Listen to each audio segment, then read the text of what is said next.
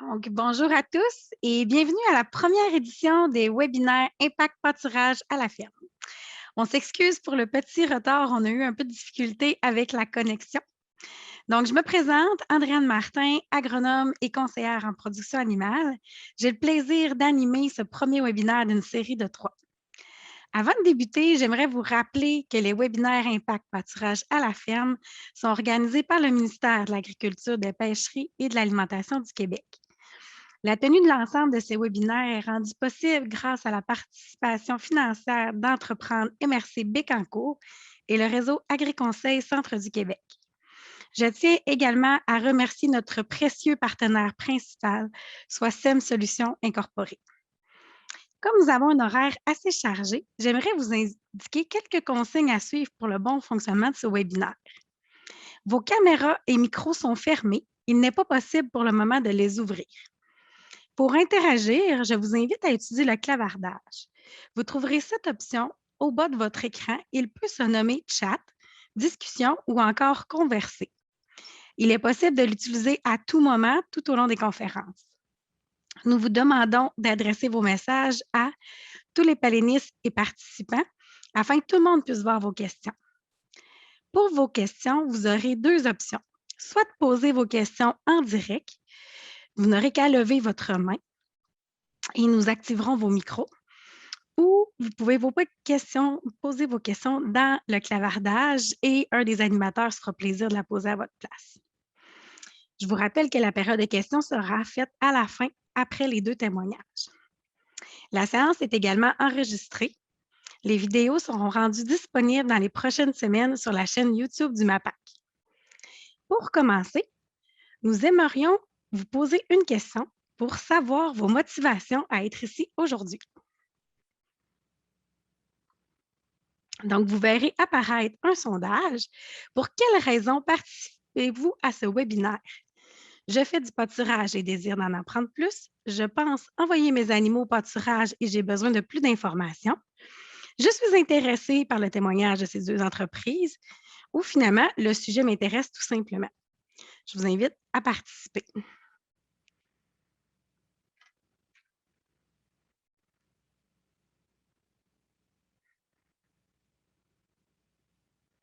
Donc, on est déjà rendu à plus de la moitié des participants qui ont enregistré leur vote. Donc, je vous laisse encore quelques secondes.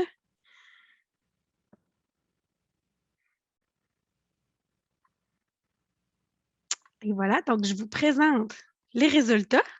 Donc, près de la moitié des personnes qui sont intéressées par le témoignage des deux entreprises, suivi des personnes qui font déjà du pâturage et qui désirent en apprendre plus.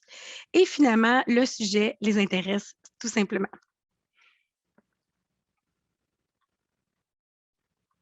Donc, il est maintenant venu le temps de vous présenter notre première conférencière. Madame Audrey Bilodeau est propriétaire de la ferme Oni. Elle a repris la ferme familiale en 2008. La production laitière est certifiée biologique depuis 2010.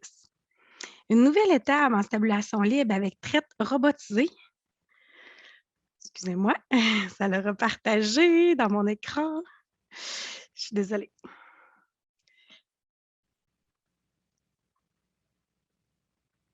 Donc, il y a quelqu'un qui a pris contrôle de mon Zoom. Je suis vraiment désolée. Donc, ma mère, Audrey Tessier, a construit une étable en stabulation travée avec traite robotisée en 2017. Tout d'abord, on va vous présenter une vidéo de son entreprise. On va vous mettre également dans la discussion le lien du vidéo qui a été déposé sur le site YouTube du MAPAC si vous voulez le visionner avec une meilleure qualité. Donc, je vous laisse avec la vidéo et ensuite le témoignage de Mme Bilodeau.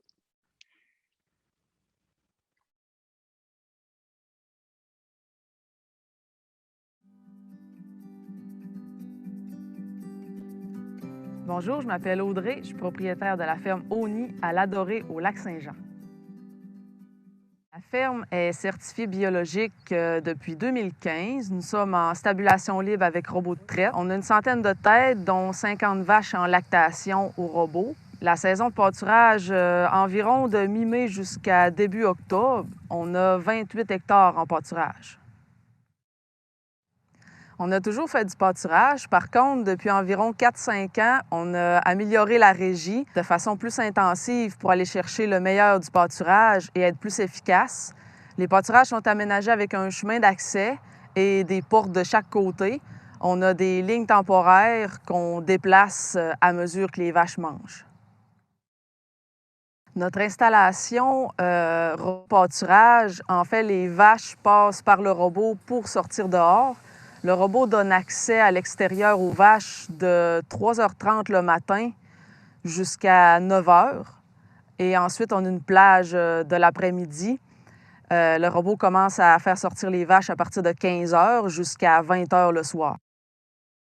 Des fois, la vache va se faire traire, mais si elle n'est pas due pour se faire traire, bien, elle va quand même sortir dehors.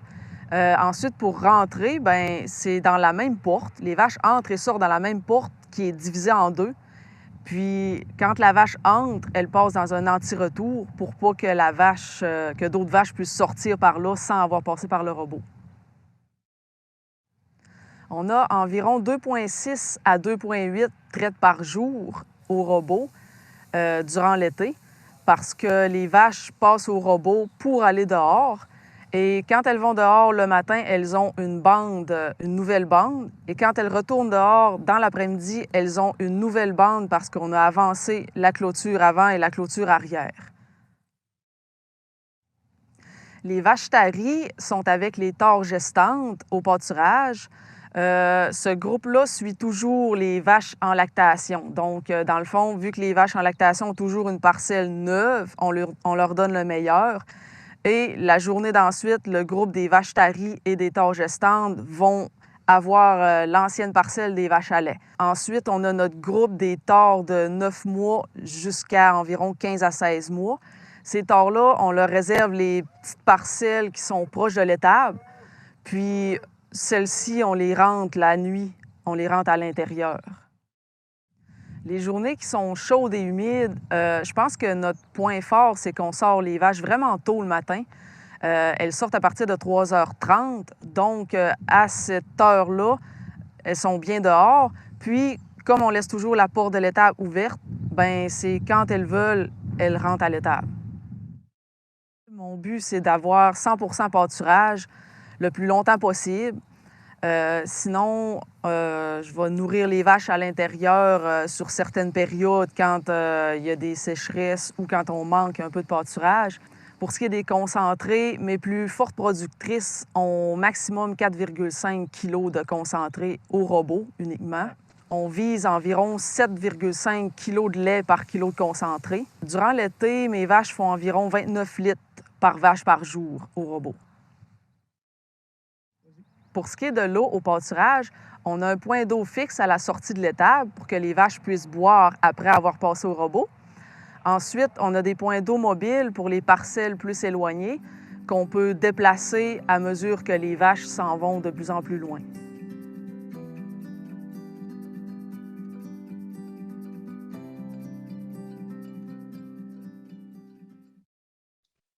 Merci pour la belle capsule. Donc, j'invite Mme Audrey Bilodeau à démarrer sa caméra et son partage d'écran pour son témoignage. Bonjour tout le monde et bienvenue. Moi, c'est Audrey Bilodeau. Je suis propriétaire de la ferme Oni. Je vais vous partager mon écran. Donc, ça devrait fonctionner. Je vais commencer par me présenter. Un instant.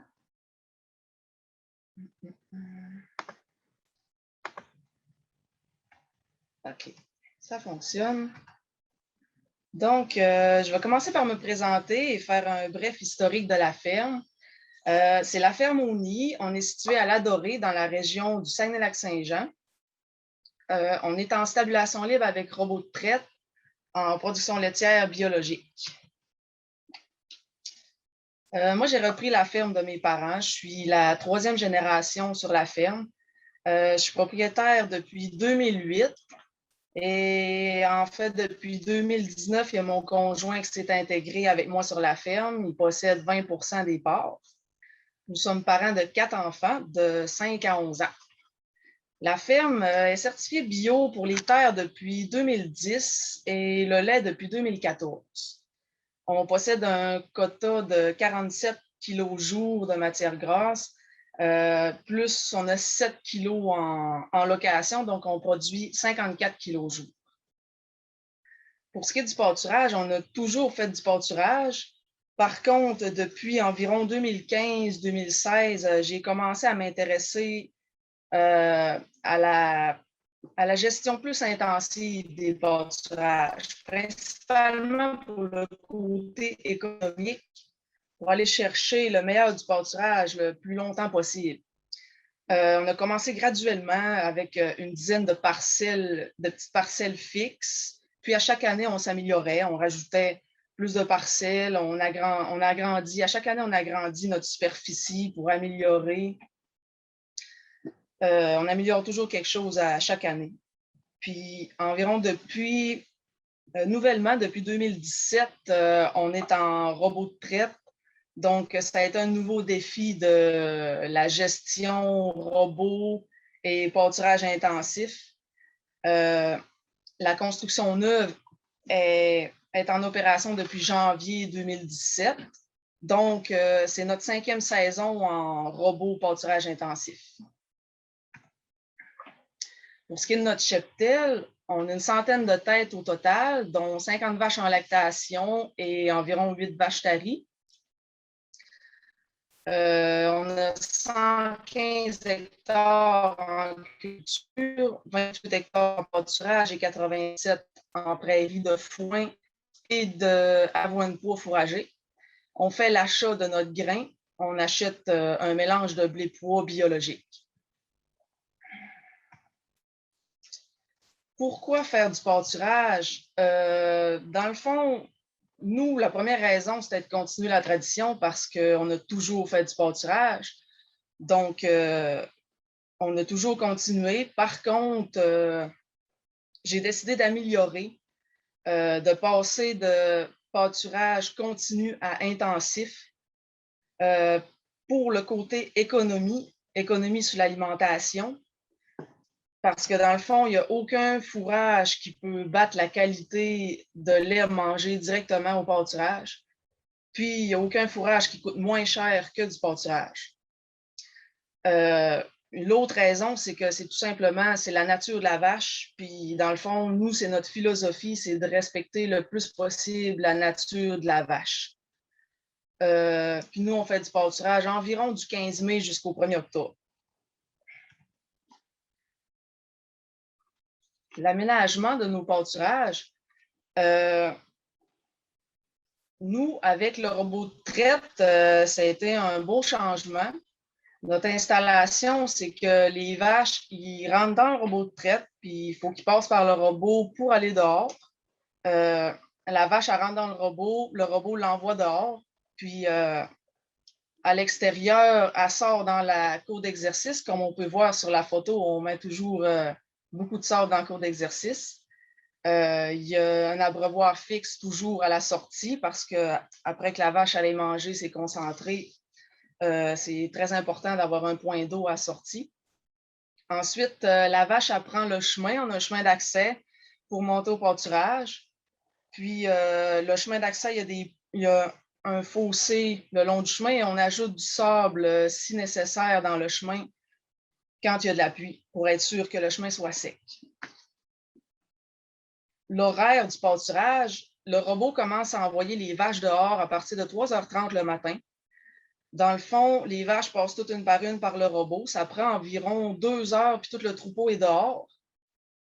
Donc, vers 5h30, 6h maximum le matin, tout le troupeau complet est au pâturage. La porte est toujours ouverte, donc les vaches rentrent quand sont prêtes. Normalement, ça rentre vers 10-11 heures, sauf pour les journées où il fait plus chaud, ça rentre un peu plus tôt. Un coup, les vaches sont revenues dans l'étable, le robot, il les laisse toujours dans l'étable pendant le jour. Donc là, les vaches, ça se fait traire, ça se couche. Il n'y a aucun fourrage distribué dans l'étable en haute saison de pâturage. Puis, le robot recommence à sortir les vaches aux alentours de 14 heures ou 15 heures, tout dépendant de la température. Quand on est dans les canicules, je règle la sortie plus vers 15 heures, même 16 heures parfois, quand il fait encore chaud. Donc là, même chose, toutes les vaches passent par le robot, ça prend environ 2 heures. Tout le troupeau est au pâturage et je m'arrange toujours pour que les vaches soient de retour dans l'étable avant qu'il commence à faire noir parce que nos vaches passent la nuit à l'intérieur. Dans le fond, nos vaches, ils prennent le chemin, puis on met des clôtures avec des rilles temporaires, clôture avant, clôture arrière. Puis les vaches ont une bande neuve le matin. Quand elles rentrent en dedans durant le jour, nous autres, on s'organise pour aller avancer les clôtures pour que dans l'après-midi, les vaches aient une nouvelle parcelle d'herbe fraîche à manger. Ça, c'est quand même très important parce que les vaches, au début, on leur donnait le même, mais ils finissent par le savoir, puis l'après-midi, ça ne leur tente pas de sortir parce qu'ils savent qu'ils vont retourner dans la même parcelle encore. Donc là, on n'y est plus avec ça. À toutes les fois qu'ils retournent dehors, ils savent qu'ils ont une parcelle neuve. Fait que là, ils savent, puis ça ne rentre pas tout de suite dans l'étable, c'est sûr. On a notre groupe de taures gestantes et vaches taries aussi. Ça fait bien. Eux autres, ils mangent les refus des vaches. Donc, ça nous permet de donner plus grand aux vaches. Puis, les vaches laitières, ils peuvent en gaspiller, c'est pas grave, parce que le lendemain, on va aller avancer nos taures gestantes et nos vaches taries, puis c'est eux autres qui vont s'occuper de manger le reste. Pour ce qui est de l'abreuvement, ben, comme je l'ai dit tantôt, à la sortie de l'étable, ça, c'est indispensable. Puis, on a un abreuvoir mobile que celui-là, il est déplacé au fur et à mesure que les vaches avancent. On change de place.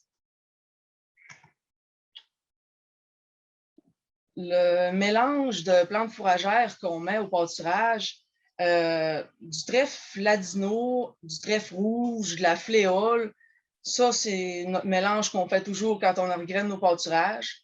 Par contre, dans la dernière année, comme on a décidé d'agrandir nos parcelles, ben, c'était comme pas prévu. Puis on leur a donné des champs qui étaient grainés avec de la fétuque puis de la luzerne. Fait que finalement, ça a bien fonctionné. La fétuque, chez nous, elle se mange très bien. La luzerne, peut-être un peu moins. Les vaches, ils cherchent plus à aller manger juste le bout, puis ils en laissent un peu plus. Mais bon, ça fonctionne pareil. Puis la luzerne, ben, on ne sait pas encore si ça va toffer longtemps avec le piétinement parce que c'est des nouvelles parcelles. C'est comme un nouvel essai qu'on a fait. Fait que ça va être à suivre. On fait environ une rotation de 5 à 6 ans de nos parcelles. Puis la fauche des refus, ben, on le fait, mais on essaye de faire le moins souvent possible. Avec notre groupe de taris et de taures gestantes, ben, ça aide à faucher, à avoir moins besoin souvent de faucher refus. Les incontournables de la régie avec robots de traite et pâturage intensif. Ben, nous autres, après ce qu'on a essayé, on pense que passer par le robot, c'est presque un incontournable parce que la première été, on ouvrait simplement la porte, puis les vaches pouvaient aller dehors puis rentrer. Mais depuis qu'on passe par le robot, ça permet d'avoir aucune vache en retard. On n'a vraiment jamais de vache en retard parce que les vaches, ils veulent se suivre. Les autres s'en vont au pâturage, fait que les vaches qui restent en dedans, ils veulent suivre les autres vaches, fait qu'ils passent par le robot. Donc, on n'a jamais de retard en saison de pâturage. Et ça nous permet de garder un nombre de traites par vache par jour plus élevé aussi.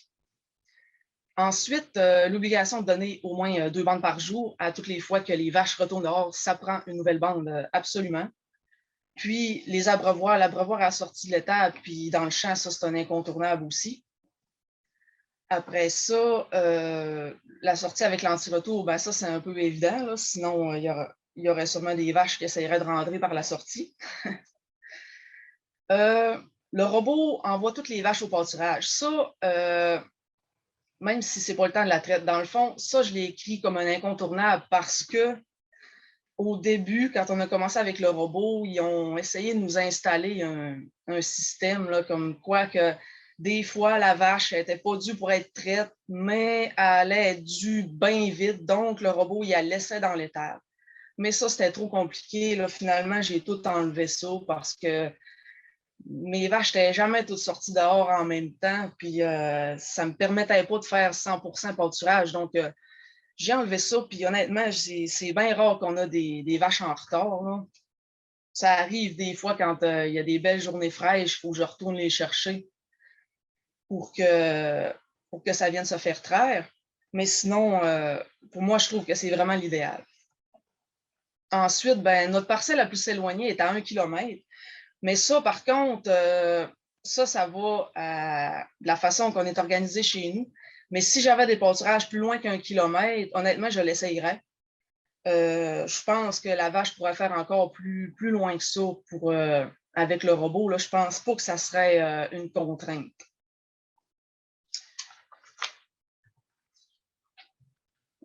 Les impacts du pâturage sur ma ferme, c'est que durant l'été, quand les vaches sont au pâturage, ben, il y a une diminution des tâches à l'étable, ça c'est évident.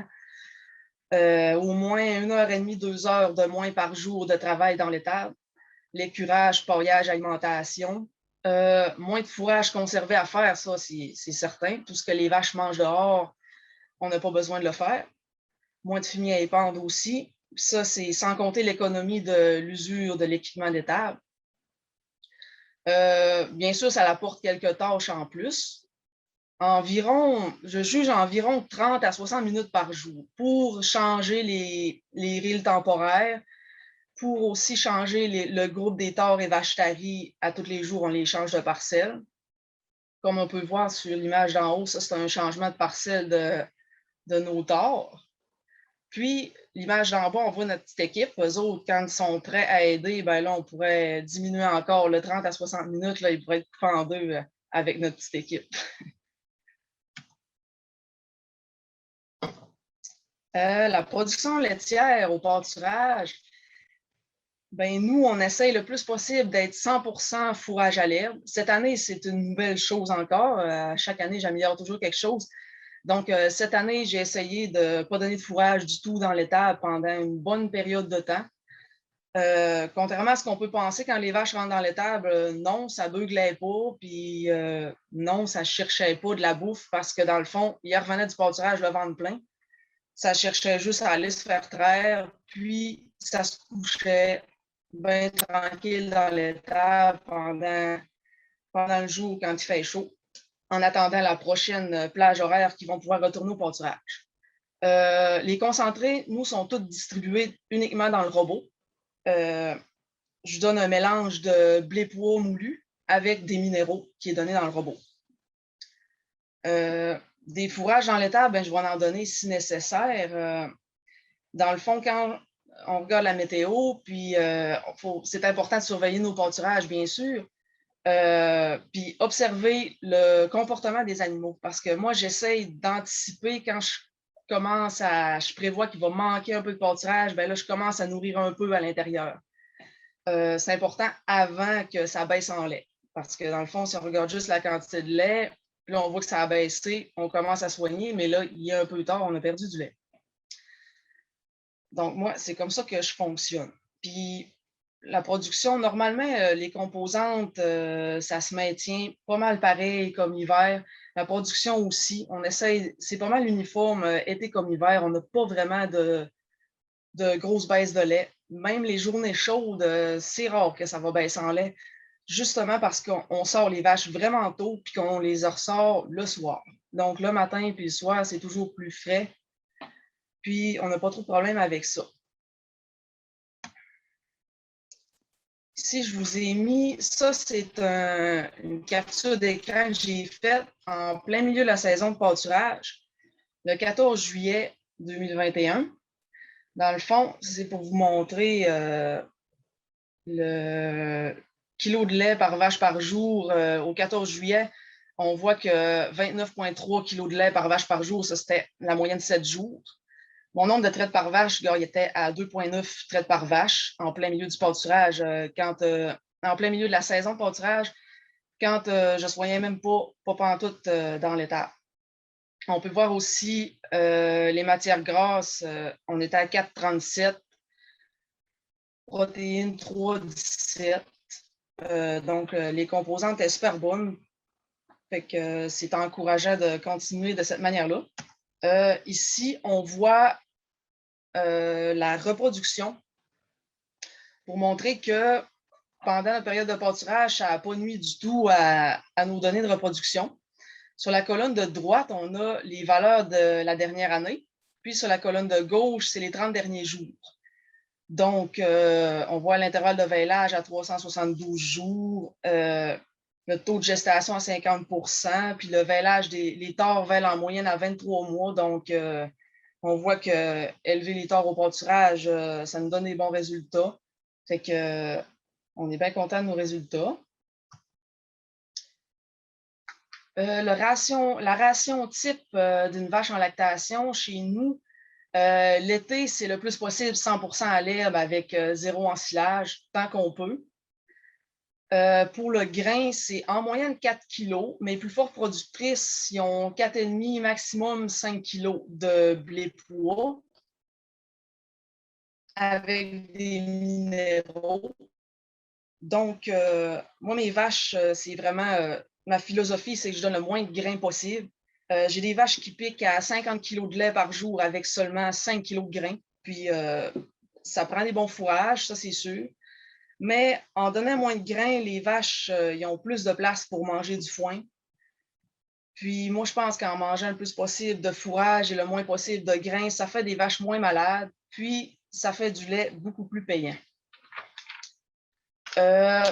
Pour ce qui est de l'hiver, les vaches mangent de l'ensilage puis du grain. Le grain, c'est exactement les mêmes quantités l'hiver. Normalement, c'est bien rare que je touche à mes quantités. On réussit à être assez uniforme été comme hiver. Puis, la différence, c'est que je donne les minéraux en poudre au travers de l'ensilage durant l'hiver. Un petit mot sur mes vaches nourrices. Comme je disais, ma philosophie, c'est d'essayer le plus possible de respecter la nature de la vache. Donc, nous, tous nos tares, nos génisses sont toutes élevées sous nourrice. J'ai 3 vaches nourrices au total, avec environ 6 à 8 veaux. Mes vaches nourrices vont au pâturage aussi durant l'été. Dans le fond, le matin, je leur ouvre la barrière, puis je les envoie avec les autres vaches. Elles passent par le robot aussi pour sortir dehors. Mais la différence, dans le fond, quand elles vont dans le robot, elles sont programmées pour que le robot il leur donne du grain, mais le robot ne la traite pas.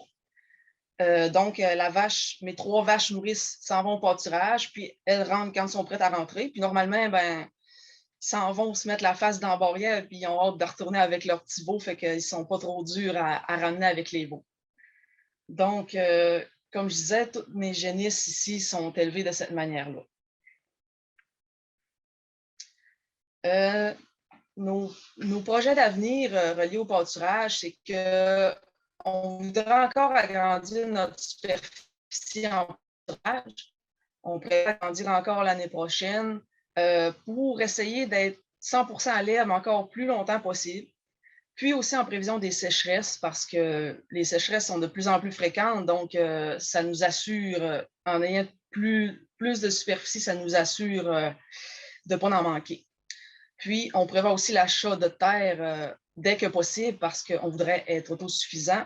On ne réussit pas à l'être encore. Dans le fond, ça, c'est dans nos prochains projets. Donc, ça fait le tour. Merci pour avoir écouté ma présentation. Puis, si vous avez des questions, ça va me faire un plaisir d'y répondre. Merci Audrey. En fait, on a reçu beaucoup de questions durant ta présentation. On va y revenir à la fin avec nos 2 panélistes. Donc, laissez-moi vous présenter notre 2e conférencier aujourd'hui. Donc, il s'agit de M. François Tremblay, propriétaire de la ferme Jean-Louis Tremblay Inc.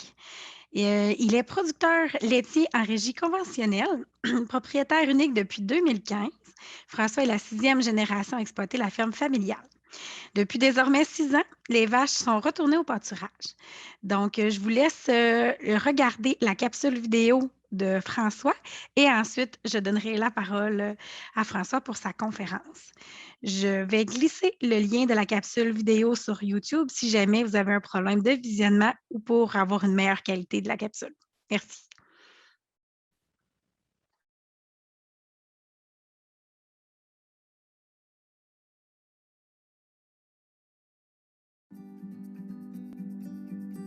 Bonjour, je m'appelle François Tremblay. Je suis propriétaire de la ferme Jean-Louis Tremblay à Métabetchouan, Lac-à-la-Croix, au Lac-Saint-Jean. Je possède un troupeau de 85 têtes, dont une cinquantaine de vaches en lactation. Les vaches vont au pâturage de la mi-mai à la mi-octobre sur une superficie d'environ 42 acres. J'ai commencé à faire du pâturage pour plusieurs raisons. En fait, je voulais améliorer la santé musculo-squelettique de mes vaches, améliorer en même temps les longévités, diminuer mes coûts d'alimentation fourrage, puis aussi parce que j'étais tanné aussi d'avoir les vaches attachées dans mon étable. La ration d'été est composée d'environ 75 de fourrage, dont 50 vient du pâturage. Le reste, c'est des concentrés que je donne quand les vaches viennent à la traite. J'ai aménagé mon pâturage en commençant par un chemin central.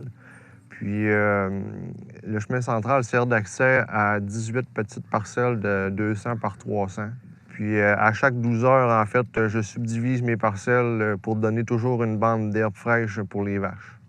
J'ai décidé d'installer des points d'eau mobiles. À tous les 200 pieds, j'ai une valve où j'ai un accouplement rapide pour l'eau. En fait, c'est rien de compliqué. C'est un abreuvoir que je me suis fabriqué maison avec un vieux baril d'urée en plastique. Puis je l'ai coupé en deux, puis on s'est mis une flotte là-dedans. Fait que on promène l'abreuvoir en même temps que au rythme des vaches. Puis pour avoir tout le temps de l'eau qui est proche puis qui est propre. La gestion des vaches taries puis des torts au pâturage, c'est pas compliqué. En fait, je fais suivre ce que les vaches ont mangé la veille pour éviter avoir des refus le moins possible. Un truc que j'ai trouvé, c'est de garder les vaches dans des parcelles un petit peu plus près de la ferme la nuit pour justement éviter d'aller les chercher trop loin là, le matin. Puis c'est aussi le fait que là, j'ai de la forêt, fait qu'il y a un risque de prédation. Fait que moi, en tout cas, c'était mieux qu'ils soient plus près de la ferme. Les vaches qui sont malades ou proches du vêlage, j'ai 2 parcs hôpital, là, que moi j'appelle. En fait, c'est des parcs qui sont vraiment près de la ferme. Fait que ça évite d'avoir les vaches qui sont boiteuses, qui sont proches du vêlage, à aller trop loin dans le champ puis que ça soit compliqué. Fait que moi, c'est un truc que j'ai trouvé, là. Mon plus grand défi, c'est d'être plus proactif au niveau de l'alimentation pour essayer de garder une production laitière qui est constante. Avec la météo, c'est pas toujours facile. Des journées qui fait chaud, puis c'est sûr que ça a un effet aussi sur la production. Avant ça, j'étais à pas loin de 10 000 kilos de moyenne. Puis là, j'ai descendu aux alentours de 8 200. Mon but, c'est de ramener ça à 9 000, 9 500, tout en essayant d'équilibrer tout ça, là. Les choses que je suis le plus fier, c'est mon chemin d'accès pour le pâturage. Ensuite de ça, mon système d'abreuvoir mobile. C'est aussi le fait que j'ai persévéré parce que ça fait la 6e saison que je les envoie au pâturage.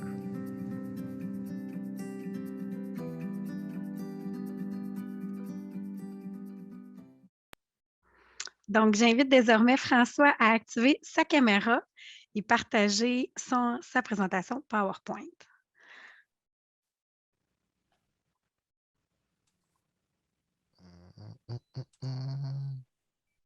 Je suis pas capable d'activer ma caméra. François, je viens de t'envoyer une demande d'activation de ta caméra. Je pense que c'est moi qui OK. l'avais fermée. Oui, c'est ça. Je suis désolée. Voilà, je vous laisse au moins de François. Donc, bonjour tout le monde. En fait, bienvenue à ma présentation. Je vais faire un partage d'écran. pour que ça soit parfait. Alors, bienvenue à ma présentation.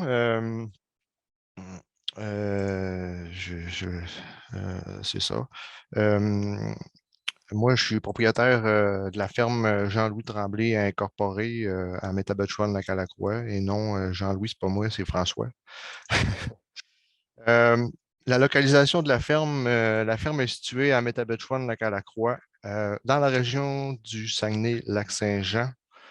En fait, moi, je suis en production laitière conventionnelle en stabulation entravée. Ça fait en fait depuis 2016. Là, en fait, les vaches ont été confinées là, à la ferme de 2000 à 2016. Un petit historique de la ferme. Depuis 2015, moi, je suis l'unique propriétaire de la ferme laitière. Je me trouve à être la 6e génération de la ferme. Puis, je suis père de 4 enfants. En 2019, j'ai été récipiendaire régional dans la catégorie argent à l'Ordre national du mérite agricole, ainsi que premier prix régional de Promutuel au niveau de la prévention. 2021, en fait, au niveau du bien-être animal, je suis finaliste au niveau du concours Club d'excellence d'AgroPure. La ferme possède un quota de production laitière de 50 kg de matière grasse. Puis, je suis membre du groupe multiconseil depuis le transfert de la ferme, depuis le transfert final en 2015. Et comme je le disais tout à l'heure, les pâturages, ça a débuté en 2016.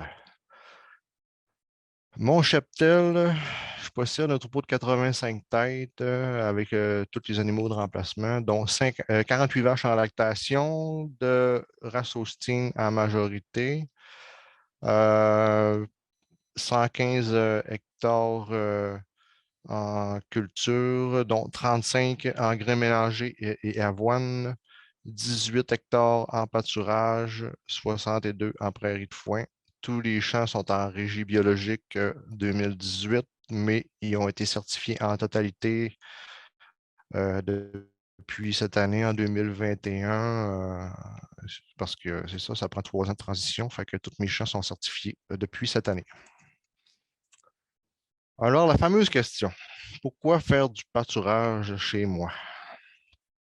Qu'est-ce qui m'est venu l'idée de faire du pâturage? Ben, en 2015, quand j'ai repris la ferme, ben, comme certains d'entre nous se rappellent, il y a eu quand même une grosse baisse de prix du lait. Fait que moi, ça me remis en question à savoir, bon, je ne peux pas faire grand-chose pour le prix de mon lait, mais est-ce que je peux faire quelque chose au niveau de mes coûts de production? Puis c'est d'où là l'idée du pâturage, de faire du pâturage est venue. Fait que l'idée est venue, mais je trouvais que c'était quand même un beau défi. Puis aussi, ben, j'étais un petit peu tanné, comme je disais dans mon vidéo, là, j'étais un petit peu tanné de voir les vaches attachées à l'intérieur à l'année. Comme je disais aussi tout à l'heure, ça faisait 15 ans que les vaches étaient à l'intérieur. Fait que je m'étais dit, ben là, j'ai 2 solutions. C'est soit que j'investis dans des clôtures, j'ai investi dans une étape neuve à stabulation entravée. Fait que étant donné que c'est ça, j'étais au début de mon transfert final, j'ai préféré l'option la moins dispendieuse qui aurait des répercussions plus à court terme. Fait que c'est ça, j'ai choisi d'investir là-dedans dans les clôtures. La saison de pâturage débute mi-mai à la fin octobre sur environ 150 jours. Puis, je fais une entrée progressive au pâturage dès que le sol le permet et non selon la hauteur de l'herbe. Comme en fait, ben, comme on peut voir sur la photo de ma diapositive, cette photo-là a été prise au mois d'avril, là, début avril. Fait que aussitôt que le sol est portant, ben moi, je commence à ressortir les vaches au pâturage, puis ça a un effet de reconditionner les rumens. Ça, c'est une chose que je vais vous parler dans les prochaines diapositives, que c'est très important de conditionner les rumens en début de saison. Mes aménagements de pâturage. En fait, je me suis dit, bon, ben, moi, j'ai déjà connu le pâturage. Comme je disais, avant l'an 2000, on les envoyait dehors. Puis là, moi, j'avais connu ça. Puis il y avait certains irritants que je n'aimais pas. C'est-à-dire donner une grande, grande superficie, puis qu'il y avait du gaspillage. Fait que je me suis dit, il y a sûrement des façons d'envoyer des vaches pour que ça soit le plus, comment je pourrais dire, le plus efficace possible, qu'il y ait moins de gaspillage, puis diminuer les irritants que moi, je n'aimais pas. Donc, je me suis conseillé, j'ai regardé beaucoup de choses, j'ai pris beaucoup d'idées que Internet a été mon ami beaucoup là, pour avoir des idées parce que on se disait, crime, c'est possible d'envoyer 300-400 vaches au pâturage en Nouvelle-Zélande, et puis que c'est efficace, fait qu'il y a sûrement des moyens. Fait que moi, ma façon de faire, ben, ça a été d'aménager un chemin central pour que les vaches passent toujours par le même chemin, puis qu'il n'y ait pas de piétinement une fois que la bande de pâturage a été consommée. Le chemin il a été conçu sur une largeur de 16 pieds. Puis, pourquoi 16 pieds? Ben, parce que c'est ça, j'y étais en prévision de peut-être éventuellement passer la faucheuse s'il y avait du fauchage de refus, mais finalement, en tout cas, j'ai peaufiné ma technique, là. Fait que 16 pieds, c'est peut-être pas nécessaire, mais moi, c'est plus la machinerie qui m'a décidé de la largeur de mon chemin. Puis, je mets une couche de sable fin qui est renouvelée au besoin sur une terre de l'eau. Fait que je me disais, ben, si ça ne fonctionne pas, ben, en tout cas, ça ne sera pas compliqué à remettre en culture. C'est mieux que d'aménager un chemin de gravelle.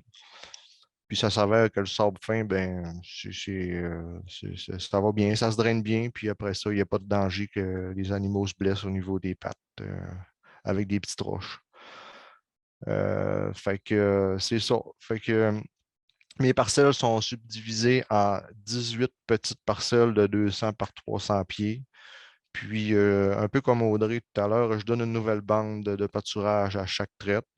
Puis, également, les taures et les vaches taries suivent pour manger le refus des vaches laitières, là, ce que les vaches n'ont pas voulu consommer la veille. Fait que c'est un peu ça. En haut à droite, ben, on a des photos un peu de mes parcelles subdivisées avec des moulinets pour faire de la clôture rapidement. En bas à gauche, c'est mon chemin d'accès avec les vaches. Et la dernière photo en bas à droite, c'est un petit entretien que je fais avec mon VTT là, à peu près une fois par semaine avec une petite section communément appelée nerf à package. C'est pour justement là, éliminer les ornières puis effacer les traces que les vaches font avec le temps. Fait que c'est pas bien compliqué puis c'est pas bien coûteux.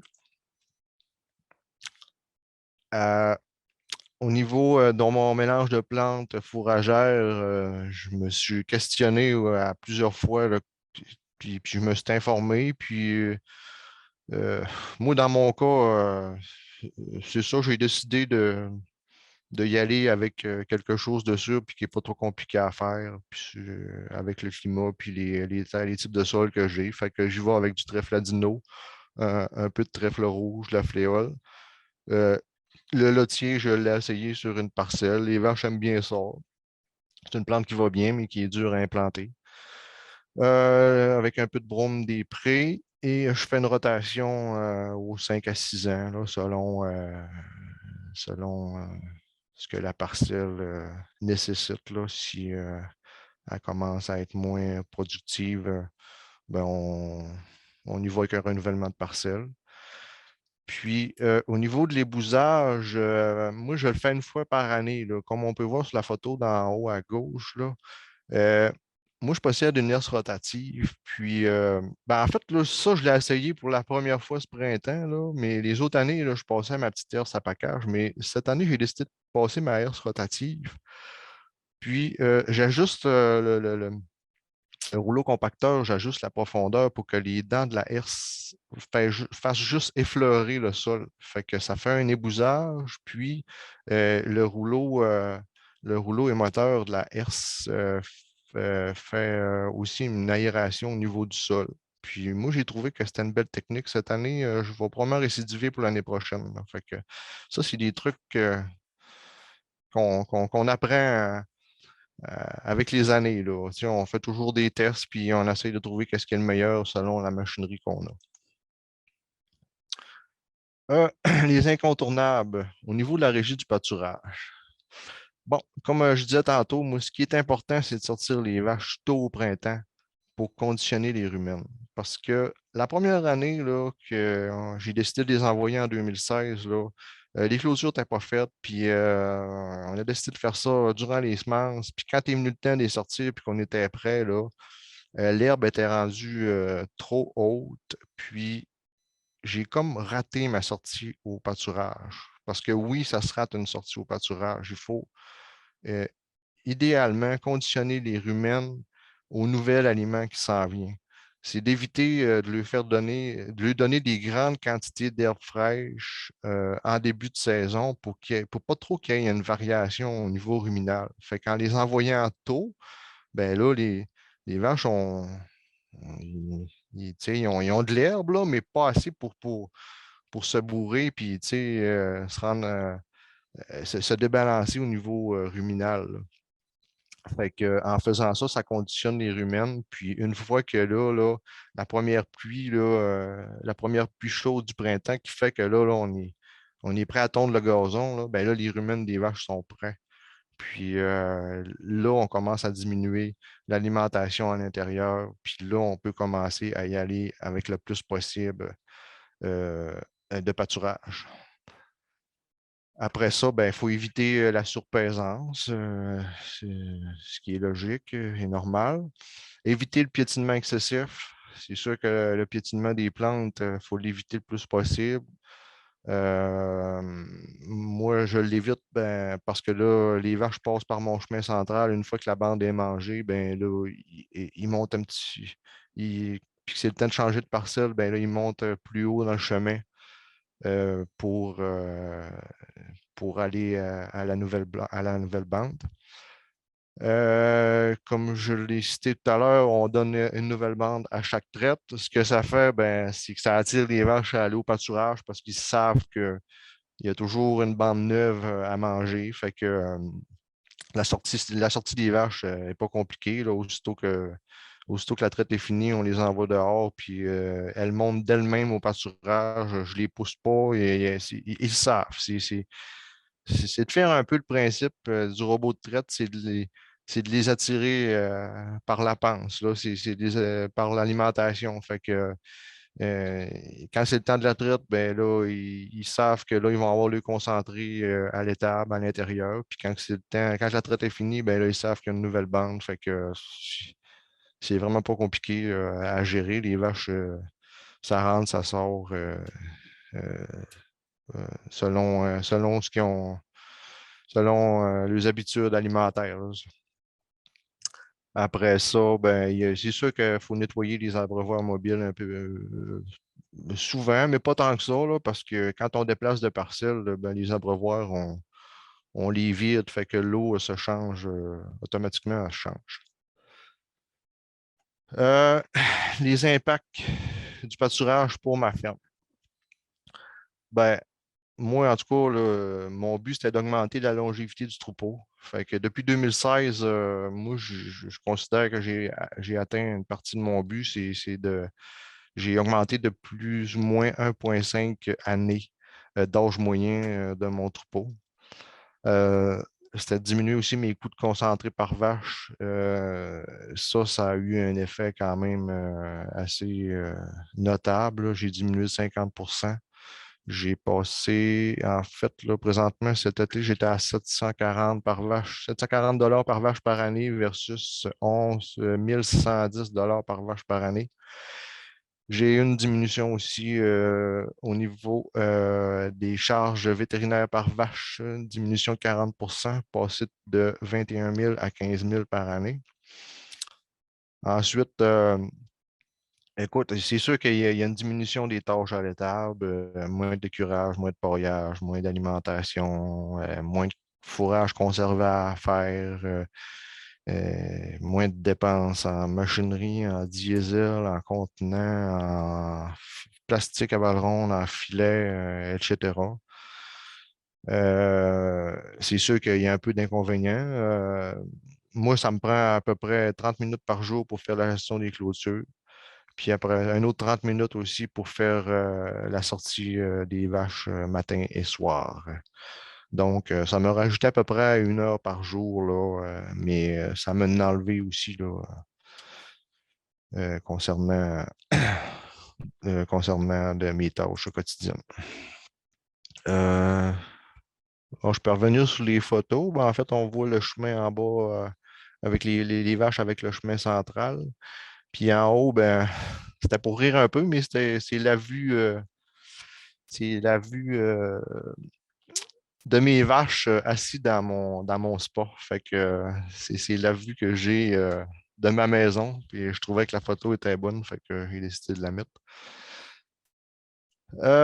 Mes outils de travail, ben, moi, je me suis fait des supports maison avec des moulinets pour fil électrique. Moi, les moulinets, je trouve que ça travaille extrêmement bien. C'est léger. Puis c'est ça, on peut avoir la longueur de fil électrique qui est désirée. Des piquets légers en aluminium. Après ça, moi, en tout cas, ce qui est préférable, c'est du fil électrifié plutôt que de la broche. La broche, il y en a, mais c'est vraiment pour délimiter mes parcelles, mes grandes parcelles qui sont fixes, là, puis qui délimitent le chemin d'accès, là. La broche électrique, c'est juste pour ça. À part de ça, quand on subdivise, moi, j'utilise les moulinets et le fil électrique. Broche pour clôture permanente, circuit électrique. Bon, un VTT, c'est sûr qu'un VTT ou un véhicule de type côte à côte, ça fait bien pour aller faire des clôtures. Comme la photo du bas, là, ben, comme vous pouvez constater, j'ai mis un de mes abreuvoirs avec des piquets, puis des moulinets, mais c'est pas plus d'organisation que ça. Puis avec ça, ben, là, je suis organisé pour subdiviser 2 parcelles, là. Fait que, puis il faut avoir un bon sens de l'observation aussi parce que tu sais, il y a plusieurs personnes qui me demandent comment est-ce que tu fais pour évaluer la quantité, la grandeur des parcelles que tu fais. Ben, en fait, là, moi, je le vois là, selon ce qui se consomme un peu à l'étable. Si je vois que la mangeoire se vide rapidement à l'étable, ben ça veut dire que je n'ai pas donné assez grand dehors, là. Fait qu'il faut toujours s'ajuster là, par rapport à la vitesse de pouce du pâturage, selon aussi, selon aussi ce que les vaches là, ils nous disent là, au niveau de la mangeoire. Fait que c'est comme ça que je le sais, là. Au niveau de ma production laitière, euh, moi, je vis 50% d'herbe dans ma ration fourragère. Tous les concentrés, les minéraux et fourrages, ben, ces fourrages secs sont à l'étable seulement. Fait que moi, j'ai pas de ballon au pâturage, j'ai pas de bloc de sel, pas de bloc de minéral. Moi, je gère seulement l'eau puis les clôtures au pâturage.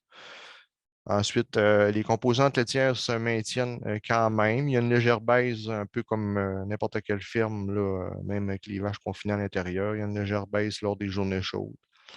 En hiver, ça tourne aux alentours de 4,25 de gras, 3,3 de protéines. Et l'été, un peu plus bas, 4,05 et 3,15 de protéines. La production, grosso modo, elle se maintient à 30 litres par vache par jour. Les années de sécheresse, on augmente les superficies en pâturage. Euh, pour vous donner un ordre d'idée, en moyenne, moi, je consacre à peu près un acre par vache par saison de pâturage. Mais des années où on a beaucoup de.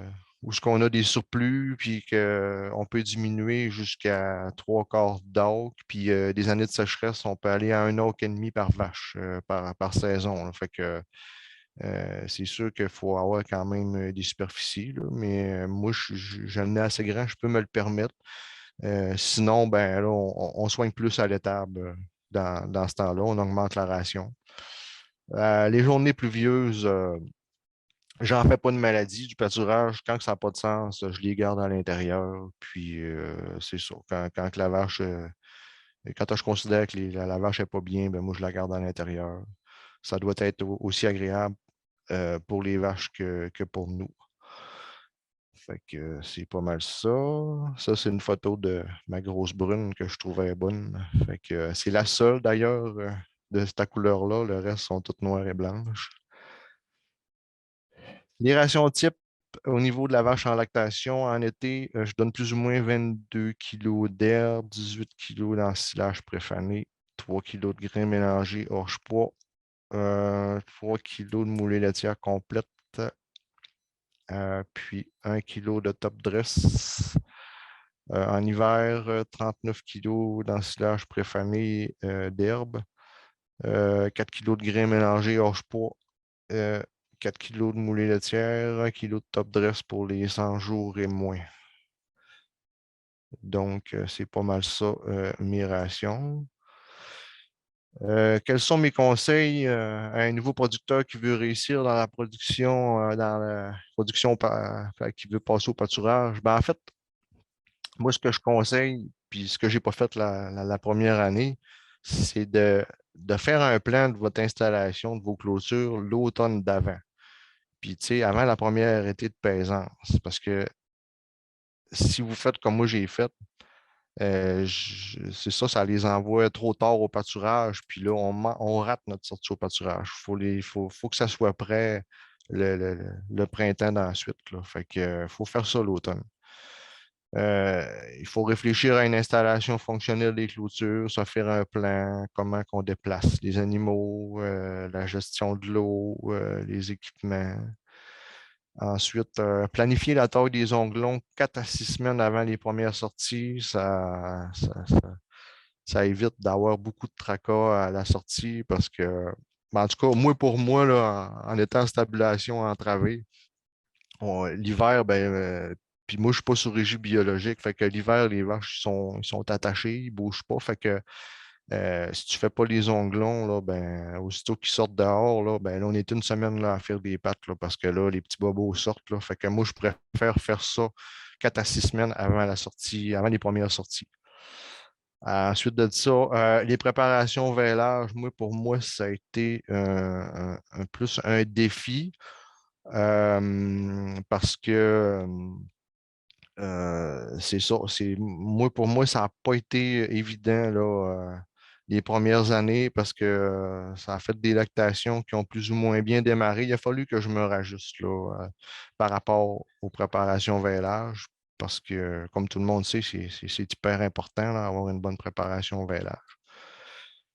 Puis surtout, il faut être patient puis persévérer parce que la première année, là, surtout là, après 15-16 ans de confinement, là, ça n'avait pas de sens. Voir les vaches sortir de l'étable, puis ça ne savait plus marcher. Puis là, après 3 semaines, j'ai dit, que c'est que je suis en train de faire là? J'ai dit, ça n'a pas de sens.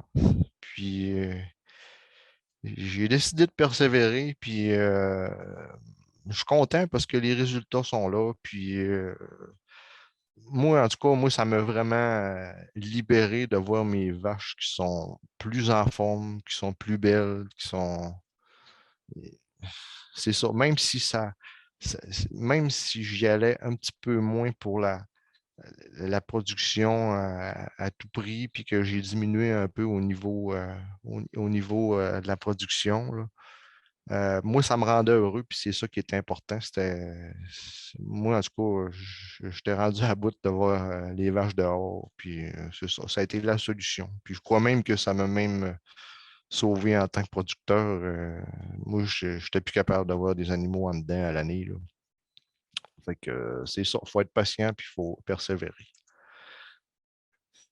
Mes perspectives d'avenir reliées au pâturage, ben, c'est toujours en amélioration continue, toujours des nouvelles idées. C'est en perpétuel changement.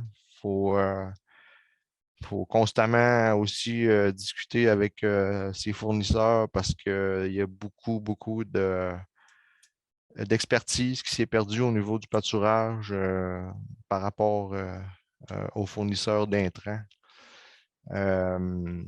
Fait qu'on est toujours en amélioration. Puis, j'ai un but aussi d'aller chercher une certification au niveau du lait des vaches nourries à l'herbe au Canada par les PLC, les producteurs laitiers du Canada. Alors, je vous remercie d'avoir assisté à ma présentation. Je vais être disponible tout à l'heure pour les questions. Merci beaucoup.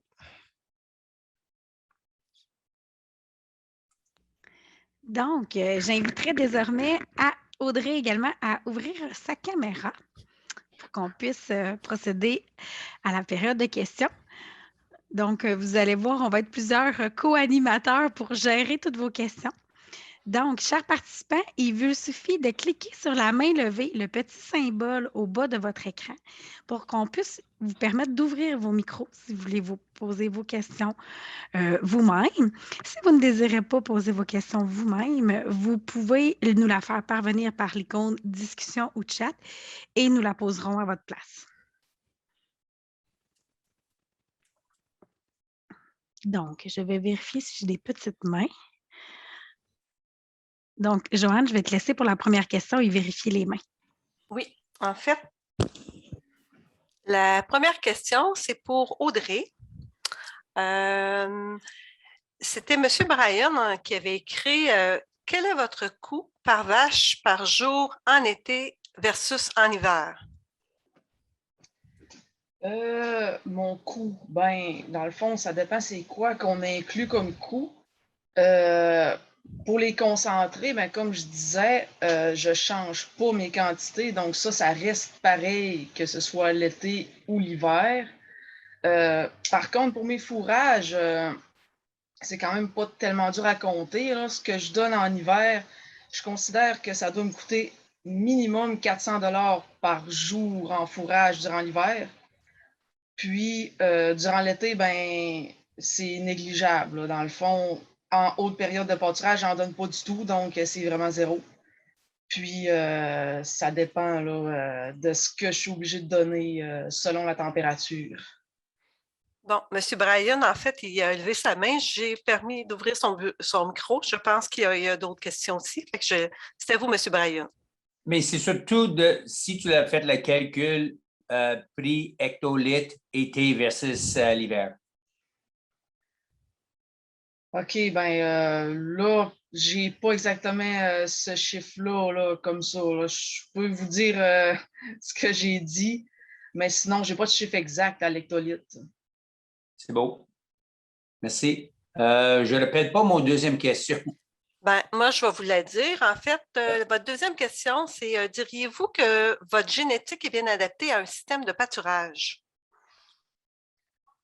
Oui, ça c'est certain parce que comme on est biologique, ça fait plusieurs années que je sélectionne pour avoir des vaches avec pieds et membres, c'est très important. Puis, dans le fond, vu qu'on a toujours fait du pâturage, ben, ça se transmet de génération en génération, là. Fait que c'est certain que ça a toujours été le critère de sélection là, des vaches qui marchent bien, qui se déplacent bien, puis qui ont du caractère pour le pâturage, vu que ça fait plusieurs années qu'on en fait.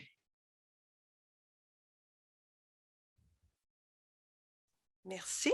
On a une autre question avec M. Serge Fortin. Donc, on va vous permettre, en fait, d'activer votre micro puis de poser votre question. C'est pas vraiment une question. Bonjour Audrey puis François. Bonjour. Je veux vous féliciter pour votre exposé. Vous êtes vraiment passionné, puis c'est plaisant de vous entendre parler de ce que vous faites chez vous. Mais c'est pour compléter un petit peu Audrey, là, c'est moi qui la suis. Puis en hiver, on a fait un calcul de marge par hectolitre, incluant les fourrages qu'elle achète au prix qu'elle achète. Puis on a sorti une marge à l'hectolitre de 72 $ l'hectolitre. Ça veut dire une marge alimentaire, les fourrages et les concentrés inclus. Ça, c'est en hiver. Fait qu'en été, s'il n'y a pas de pâturage, ben là, c'est le prix qu'on peut mettre pour le pâturage. Donc, elle, ce qu'elle achète, c'est seulement le 4 kg de grains et le 300 g de minéral. Fait que faites vos calculs, puis c'est ça que ça donne aux alentours de ça. Merci, M. Fortin. Donc, on aurait une question pour François. En fait, en début 2015, est-ce que toutes les vaches connaissaient la broche et comment avez-vous procédé? Non, en fait, toutes les vaches, ils ne connaissaient pas la broche, là, mais moi, là, ça a été.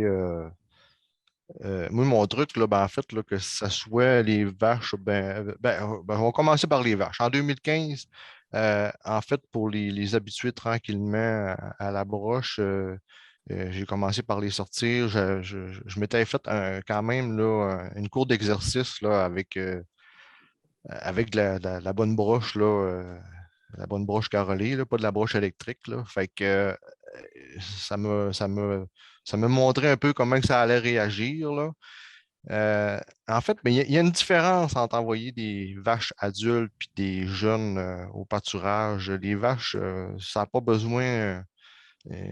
Ça n'a pas besoin de 2, 3 jours pour s'habituer. Je vous dirais qu'une fois là, qu'ils ont vu que c'est quoi la limite, là, ça comprend très, très vite que c'est ça le limite. Mais pour ce qui est des torts, ben, c'est sûr que les torts, quand je les sors, ben, on les maintient un petit peu plus là, longtemps là, dans mon parc, dans ma cour d'exercice. Fait que c'est un peu ma façon de procéder. Monsieur Bryan et Monsieur Fortin, votre main est encore levée. Est-ce que vous aviez d'autres questions? La question peut-être pour les deux, mais surtout François, combien de journées les vaches étaient obligées de rester en dedans à cause de la stress de chaleur cette année? Ben, en fait, moi, concernant la chaleur, moi, c'est un peu comme Audrey que moi, je les sors de bonne heure le matin, là, puis à 10 heures, quand il fait des 30 degrés et plus, là, je les rentre en dedans. Là, mais je vous dirais que cette année, ça a dû arriver à peu près une dizaine de journées lorsque je les ai rentrés, il faisait vraiment trop chaud. Là. Fait que, grosso modo, c'est à peu près ça, là, entre 10 et 12 journées là, par été. Puis Audrey? Ben moi, personnellement, je les ai jamais laissés en dedans à cause de la chaleur. Comme je disais, elles sortent tôt, puis ils vont tard aussi le soir. Puis moi, vu que je suis en stabulation libre, la porte, elle reste toujours ouverte. Fait que dans le fond, l'avantage, c'est que c'est la vache qui décide quand est-ce qu'elle va rentrer dans l'étable. Donc, tant que ça reste dehors, c'est parce qu'ils sont bien. Puis, quand il fait vraiment chaud, ben là, vers 9 h, ils sont déjà rentrés. Donc, dans le fond, c'est la vache qui décide. Monsieur Bryan, tandis que je vous ai, on avait aussi une question que vous aviez posée. C'est y a-t-il des problèmes de parasites internes chez les génisses qui suivent les vaches, en fait, au pâturage? Ça, c'était une question pour François. Moi, au niveau des parasites internes, ben, étant donné que je ne suis pas biologique, je trime ça de façon conventionnelle. Je gère ça de façon conventionnelle. J'y vais avec des vermifuges. C'est ça. C'est de la manière que je gère ça, les parasites. Merci. Et Audrey, en mode biologique? Ben, moi, personnellement, vu qu'on est bio, je donne pas de traitement antiparasitaire. Puis honnêtement, j'en ai jamais eu. J'ai jamais eu de problème de parasites.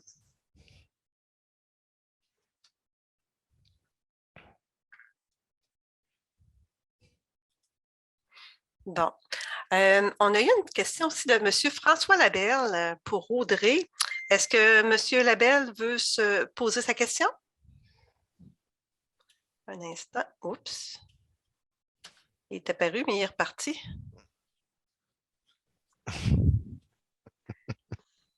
On va le retrouver dans la liste. Bon, ben, je vais poser une question en attendant. En fait, surtout pour Audrey, depuis quand tu utilises les vaches nourrices et quel ajustement as-tu besoin de faire? Est-ce que ça a eu un impact aussi sur les génisses et les futures laitières? Ça fait, je dirais, 1 an et demi, peut-être un peu plus. Ouais, 1 an et demi environ que j'utilise les vaches nourrices. Dans le fond, je n'ai pas encore de tord vêlé en lactation qui ont été élevés sous nourrice.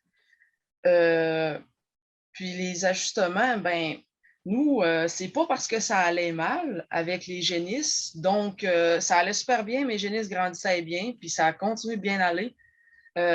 C'est vraiment parce que je voulais aller être axé sur la nature de la vache, puis aussi en même temps, ça nous enlève des tâches. On n'a pas besoin de faire boire les veaux.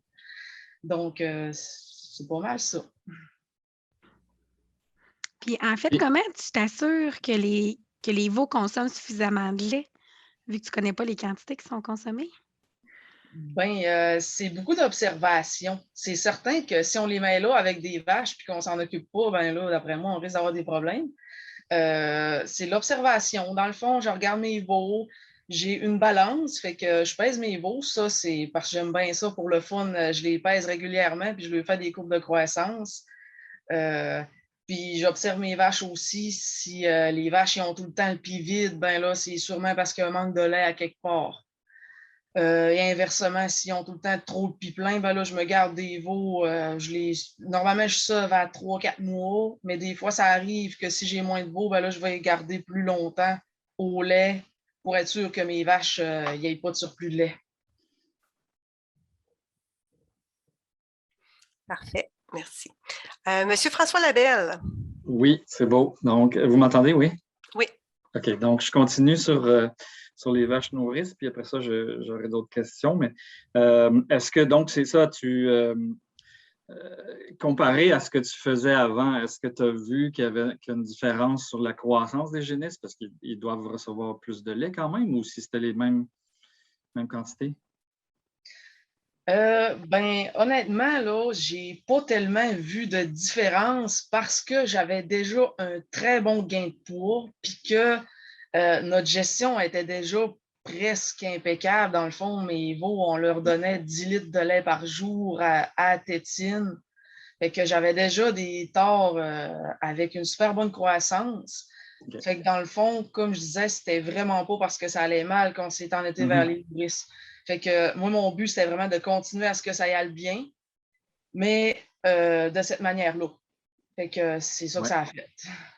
Fait que dans les courbes de croissance, là, tu dois être quoi dans les 10 meilleurs ou ça se place comment à peu près? Ben, je peux pas dire pour les percentiles, mais moi, quand je compte, mes torts, ils prennent environ entre 1000 à 1400 grammes par jour. Bon, c'est très bon. OK. Puis, juste pour finir avec les vaches nourrices, est-ce que tu as eu des changements de vaches à faire, des vaches qui n'étaient peut-être pas adaptées à ça, ou comment tu as choisi tes vaches, en fait? Ben, j'ai choisi mes vaches. Dans le fond, j'ai décidé de faire tester pour la leucose et pour le Staph aureus. Je prends des vaches qui ne sont pas leucose puis qui ne sont pas Staph aureus. Ça, c'était mes premiers critères. Puis sinon, il y en a une que j'ai choisie parce qu'elle faisait des échecs au robot. Les autres, ben, je les ai pris. Dans le fond, je les ai choisis aussi je voulais des vaches qui n'avaient pas trop de caractère pour pas que ça se bagarre entre eux autres avec les veaux. Sinon, ben, je l'essaye, puis si la vache est bien maternelle, ça a fait. Mais j'en ai jamais pogné qui n'était pas maternelle. Des fois, il y a eu une petite adaptation, c'est sûr, au début. Mais sinon, j'ai pas trop de problème avec ça. Ça n'a pas été difficile. OK, super. J'ai d'autres questions. Est-ce que vous voulez que je continue ou je laisse la place à d'autres? On va prendre d'autres questions, François, puis au pire, on C'est bon. t'interpellera. Tu relèveras la main. Donc, on a Mme Mélissa qui avait peut-être une question à poser. Donc, on vous invite à poser votre question. Vous avez désormais accès au micro. Allô? 1, 2, 1, 2. Oui, on vous entend, allez-y. Bonjour à tout le monde. Dans un premier temps, François, moi, j'ai bien senti le message que tu étais écœuré de voir tes vaches attachées, puis je le comprends parfaitement. Moi aussi, c'est ce qui m'a motivé. On n'était pas dans le même contexte. On a pu se permettre de construire une étape de stabulation libre, mais j'étais dans la même situation que toi. Moi, c'était pas possible de continuer la production avec des vaches attachées. Fait que je salue ton move d'envoyer tes animaux dehors. C'est tout à ton honneur, puis c'est le fun de le voir dans le conventionnel aussi. Donc, voilà pour mon petit témoignage. J'avais une question pour Audrey. Moi aussi, j'ai commencé les vaches nourrices en novembre l'année dernière. Fait que, tu sais, je me suis lancée là-dedans en toute confiance. Il y a quelqu'un, c'est Adrienne qui demandait comment tu contrôles la quantité de lait. Mais ce que je peux dire pour ma part, moi, je fais confiance à la nature. Tu sais à peu près ta vache, elle donne comment, tu mets le nombre de veaux, puis oui, il y a de l'observation, tu t'assures que tout le monde t'aide bien, mais il faut faire confiance. C'est comme nous, les femmes, quand on allait, on ne sait pas comment que l'enfant apprend, mais tu fais confiance à la nature. Ceci dit, Adrienne, est-ce que tu laisses tes veaux téter le colostrum à leur mère? Moi, personnellement, comme je disais, je teste mes vaches leucose, puis ceux-là qui sont négatives à leucose, je les laisse 2 jours normalement avec leur mère avant de les transférer avec les nourrices. Ceux-là qui sont positifs à leucose, par contre, je leur donne du colostrum congelé que je me garde de vaches négatives. OK. Parce que c'est ça, justement, il faut le contrôler. Nous, on le sait que c'est problématique. On connaît nos staffs, mais je pense que ce serait peut-être une idée de faire tester tout le monde systématiquement. Parce que justement, peut-être après la mère, puis après transfert sur la nourrice, ça peut rapidement dégénérer. Tes 3 vaches nourrices, est-ce qu'ils sont ensemble dans le même parc ou sont dans des parcs séparés? Moi, ils sont tous les 3 ensemble. C'est pour ça, comme je disais, je ne veux pas des caractères pour que ça chamoille ensemble. Fait que je choisis des vaches qui fit bien pour pas qu'il y ait de bagarre. Parce que oui, tout le monde est dans le même clos. Puis, dans le fond, c'est ça dépend tout le temps des bâtiments, mais comment tu réussis à gérer l'accès extérieur? Parce que c'est ça, nous, on est en mode solution pour réussir à les envoyer dehors. Ça dépend tout le temps. Je pense qu'à un moment donné, il faut faire des rotations avec tout ce beau monde-là, mais je veux dire, les veaux ne vivent pas de détresse quand maman sort dehors ou ils vont avec? Non, moi, les veaux, ils vont pas. Mais les vaches, ils sortent juste sur des petites plages de temps, 2 heures, 2 heures le matin, 2 heures le soir environ. Donc, quand les vaches reviennent, les veaux, ils sont bien contents de les voir. Mais non, il n'y a personne qui bug 2 heures, c'est pas long. Là. OK. Bien, ça répond à mes questions. Je te remercie. Merci. On va prendre la question de M. Nicolas Lavoie. Ça a été posé dans le chat. En fait, il y avait 2 petites questions. C'était pour François la première. C'est François, as-tu pensé à mettre un APV pour faire un sursemis de graines fourragères sur ta herse? Oui, j'y ai pensé. J'y ai déjà pensé, mais là, comme je disais tout à l'heure, c'était la première année, là, ma herse. Là, fait que toujours place à l'amélioration. Bon, merci. Et la deuxième question, c'est pour les deux, pour toi, Audrey, et toi, François.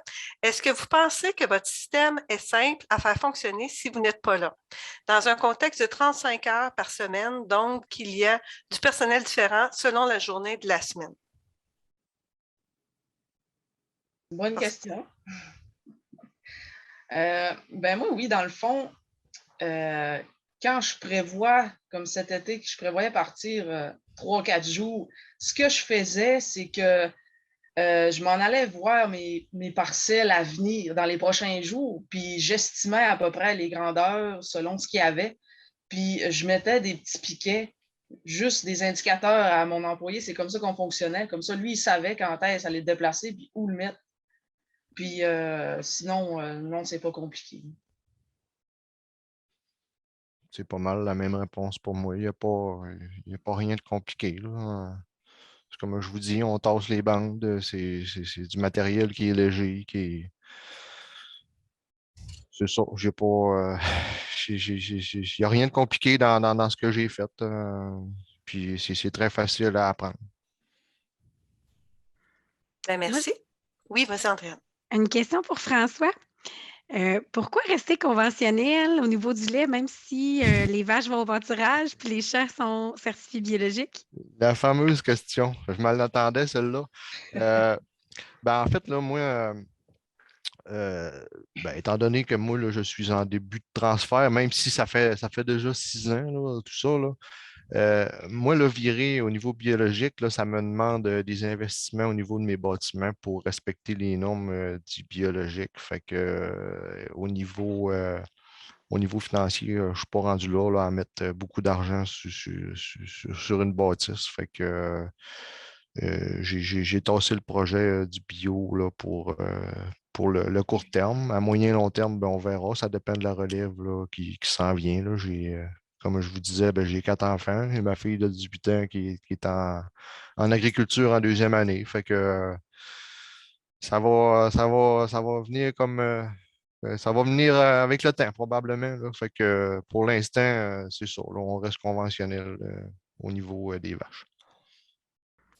Ça m'amène à une question pour Audrey. En fait, si vous n'étiez pas certifié biologique, est-ce que vous feriez du pâturage quand même?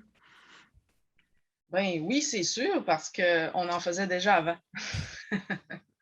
Donc oui, de toute façon, pour tout le côté économie, comme je disais, économie d'argent, de temps, de machinerie, tout ça, c'est pas juste une question d'obligation bio. Hein. Bon, merci Audrey. J'ai M. Alain Roy ici qui demande à François. Ton abreuvoir me semble petite pour le nombre de vaches. Ça cause pas de problème quand les vaches arrivent dans la parcelle? Mon abreuvoir, en fait, c'est pas la première année puis que j'utilise, ça fait 6 ans. Là. Fait que, en 6 ans, j'ai observé mes vaches.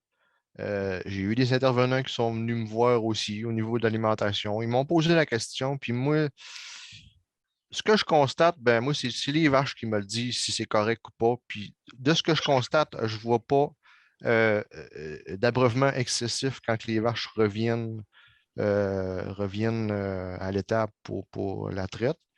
Puis aussi, en m'assisant là, à côté de mes vaches au pâturage par les observant, étant donné que l'eau est proche, euh, il n'y a pas d'attroupement autour de l'abreuvoir. Les vaches sont tout le temps proches de l'eau, fait que ça y va à tour de rôle. Fait que et puis c'est ça. Il y a pas. Moi, je considère que mon abreuvoir est quand même assez grande pour le nombre de vaches que j'ai. Ça ne me cause pas de problème, non, vraiment, même si il a vraiment l'air petit, mais il ne faut pas que ça soit trop gros, justement, pour pas être tenté à ne pas vouloir le déplacer, là, parce qu'il faut que ce soit facilement déplaçable. Là. Fait que c'est pour ça qu'il est de cette grosseur-là. Puis moi, personnellement, j'ai remarqué que dans votre vidéo, il était très, très blanche. Est-ce que vous faites quelque chose de particulier pour les garder aussi propres que ça? Pas nécessairement, mais une fois de temps en temps, je veux dire, j'ai une petite brosse là, dans mon VTT ou bien dans le côte à côte. Là. Mais c'est sûr que le fait que euh, moi, mes valves d'eau sont à toutes les 200 pieds, fait que je vous dirais que l'abreuvoir, à tous les 3 à 4 jours, je le déplace. Fait que le fait de vider l'eau pour la remplacer par de la nouvelle, c'est sûr que l'eau a moins tendance à se corrompre puis à salir l'abreuvoir. Là. Fait que c'est ça, c'est pas plus dur à gérer que ça, là. Ça se garde propre. Monsieur Fortin, elle a la main levée. On va lui activer son micro. Attendez un petit peu. En attendant, j'aurais peut-être une question pour nos deux panélistes. En fait, au niveau des plantes fourragères que vous utilisez, est-ce que vous avez envisagé d'essayer des espèces plus performantes en conditions sèches avec les changements climatiques qu'on connaît, comme le brome, la fétuque ou le lotier? Moi, dans le fond, la fétuque, j'en ai déjà, oui. Le brome, j'ai déjà envisagé. La seule affaire, c'est que j'ai pas de boîte à brome sur mon semoir. Dans le fond, c'est la seule raison pourquoi on n'en met pas. Mais oui, on voulait éventuellement l'essayer. Puis pour ce qui est du lotier, j'en ai déjà mis une année, mais j'avais vraiment eu de la misère à l'implanter, puis je ne l'ai pas réessayé. Oui, c'est vrai, Audrey, ce que tu dis, c'est dur à implanter le lotier. Mais une fois que c'est implanté, là, je veux dire, c'est quand même une bonne plante fourragère. Je l'ai essayé sur une parcelle. Mais est-ce que je vais récidiver? Je ne sais pas.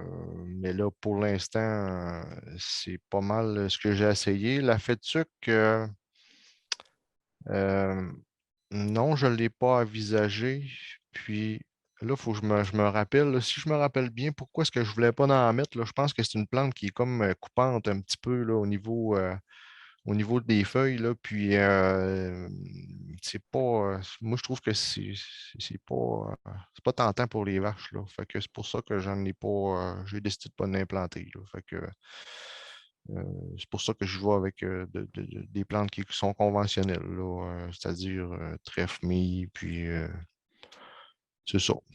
C'est des plantes assez résistantes au piétinement, puis ça va bien. Là. Moi, en tout cas, c'est ce que j'ai observé, là, ce qui colle plus à ma réalité. Merci. Monsieur Fortin, c'est à vous. On vous laisse la parole. Ouais, ma question est pour Audrey. Audrey, ta force, là, c'est vraiment là, d'être accompagnatrice de tes vaches. Là. C'est tes vaches qui décident, c'est tes vaches qui mènent, c'est tes vaches qui posent à chaque jour, qui donnent le momentum, quand est-ce qu'on sort, quand est-ce qu'on rentre. Puis, comment est-ce que tu gères ça? Tu as des parcelles fixes, là, puis il y a des parcelles moins belles que d'autres. Puis quand les vaches ne veulent pas aller à certaines parcelles, là, comment est-ce que tu t'organises? Puis mon autre question, je voudrais que tu es bien modeste quand tu dis que tu ne fais pas grand-chose, mais il y a des adaptations que tu as faites, entre autres. J'aimerais que tu nous expliques quand le sevrage de tes veaux, justement, là, qui meurent une semaine de temps, là, puis qu'on n'est plus capable de les endurer, qu'est-ce que tu as fait pour pallier ça? Parce que ça, c'est un gros handicap pour bien des personnes qui hésitent de faire ça parce qu'ils ont de la misère à gérer ça. Fait que si tu voudrais commenter un petit peu là-dessus, s'il te plaît.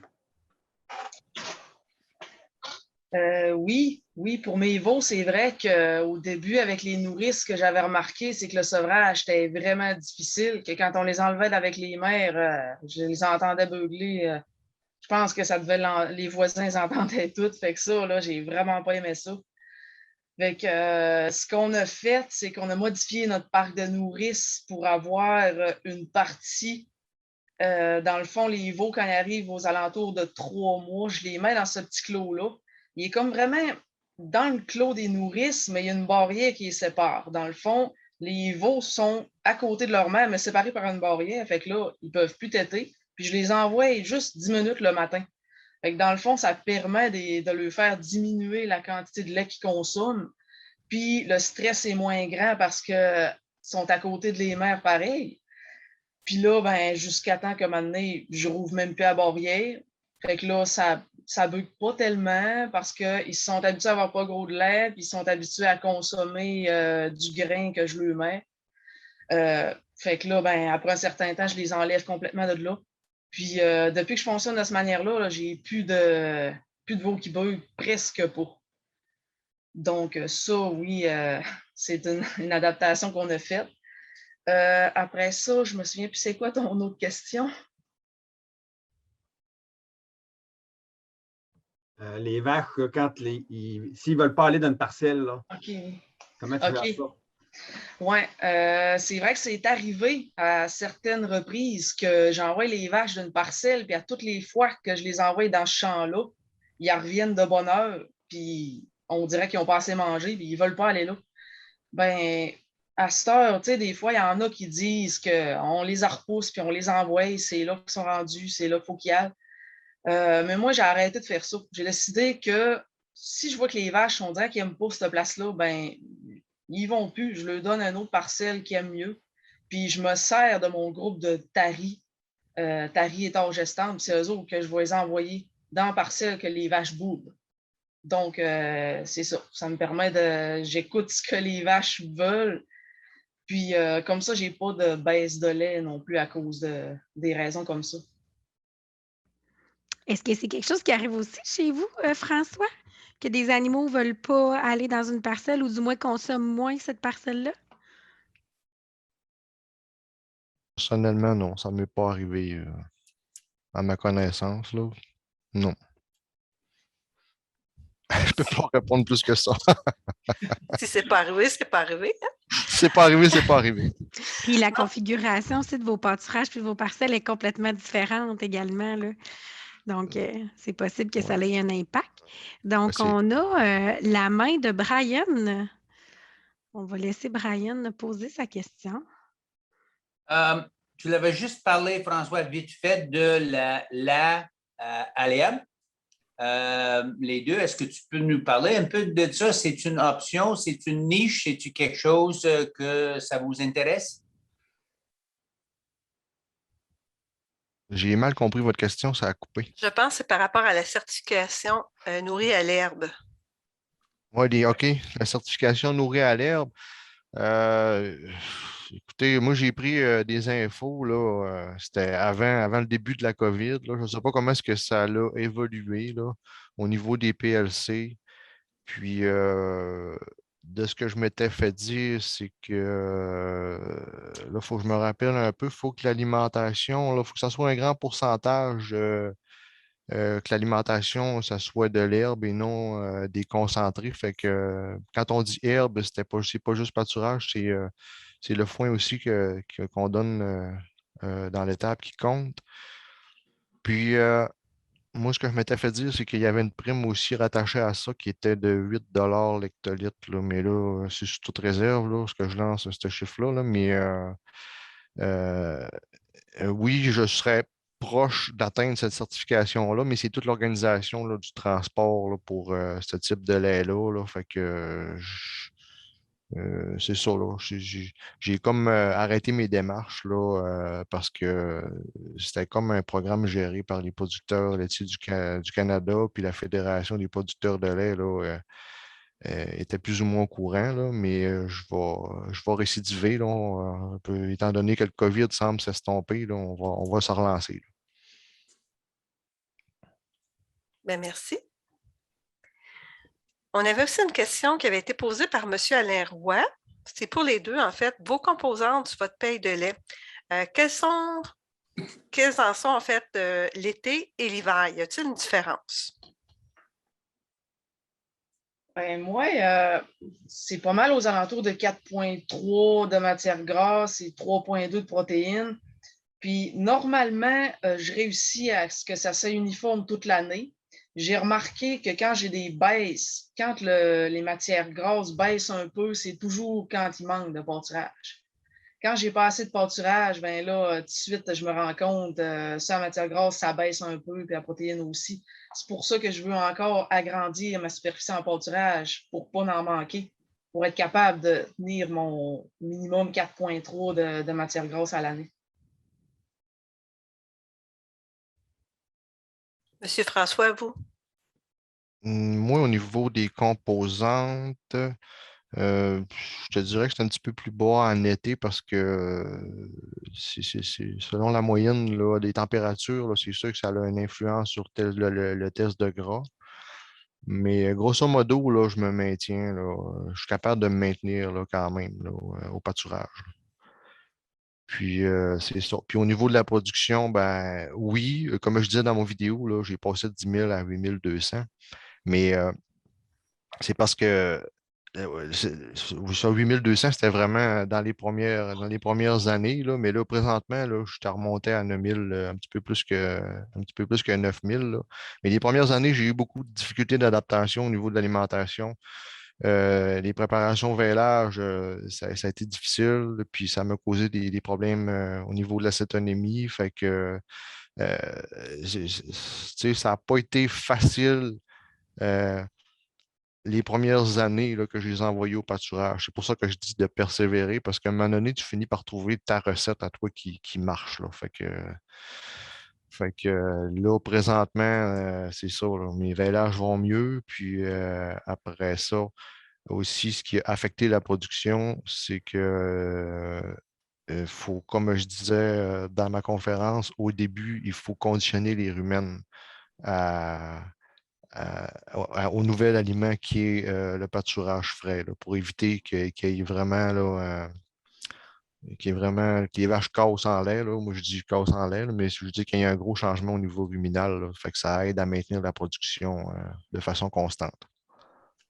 François, je ferais du pouce avec un peu ce que vous avez dit. Vous avez parlé des problèmes d'acétonémie, de vallage, de préparation. Qu'est-ce que vous avez changé? En fait, c'est quoi maintenant votre méthode pour que ça aille mieux? Ben, moi, ma méthode, moi, ben, avant ça, je les décollais au pâturage. Puis là, maintenant, là, je les mets au foin sec. Là. Probablement que c'est ça. C'était difficile de gérer là, au niveau énergétique la ration là, pour les vaches en préparation au vêlage parce que moi, je les envoyais. En fait, ils suivaient les vaches en lactation. Quand ils tombaient en préparation au vêlage, ils sortaient de l'enclos des taures puis des vaches taries.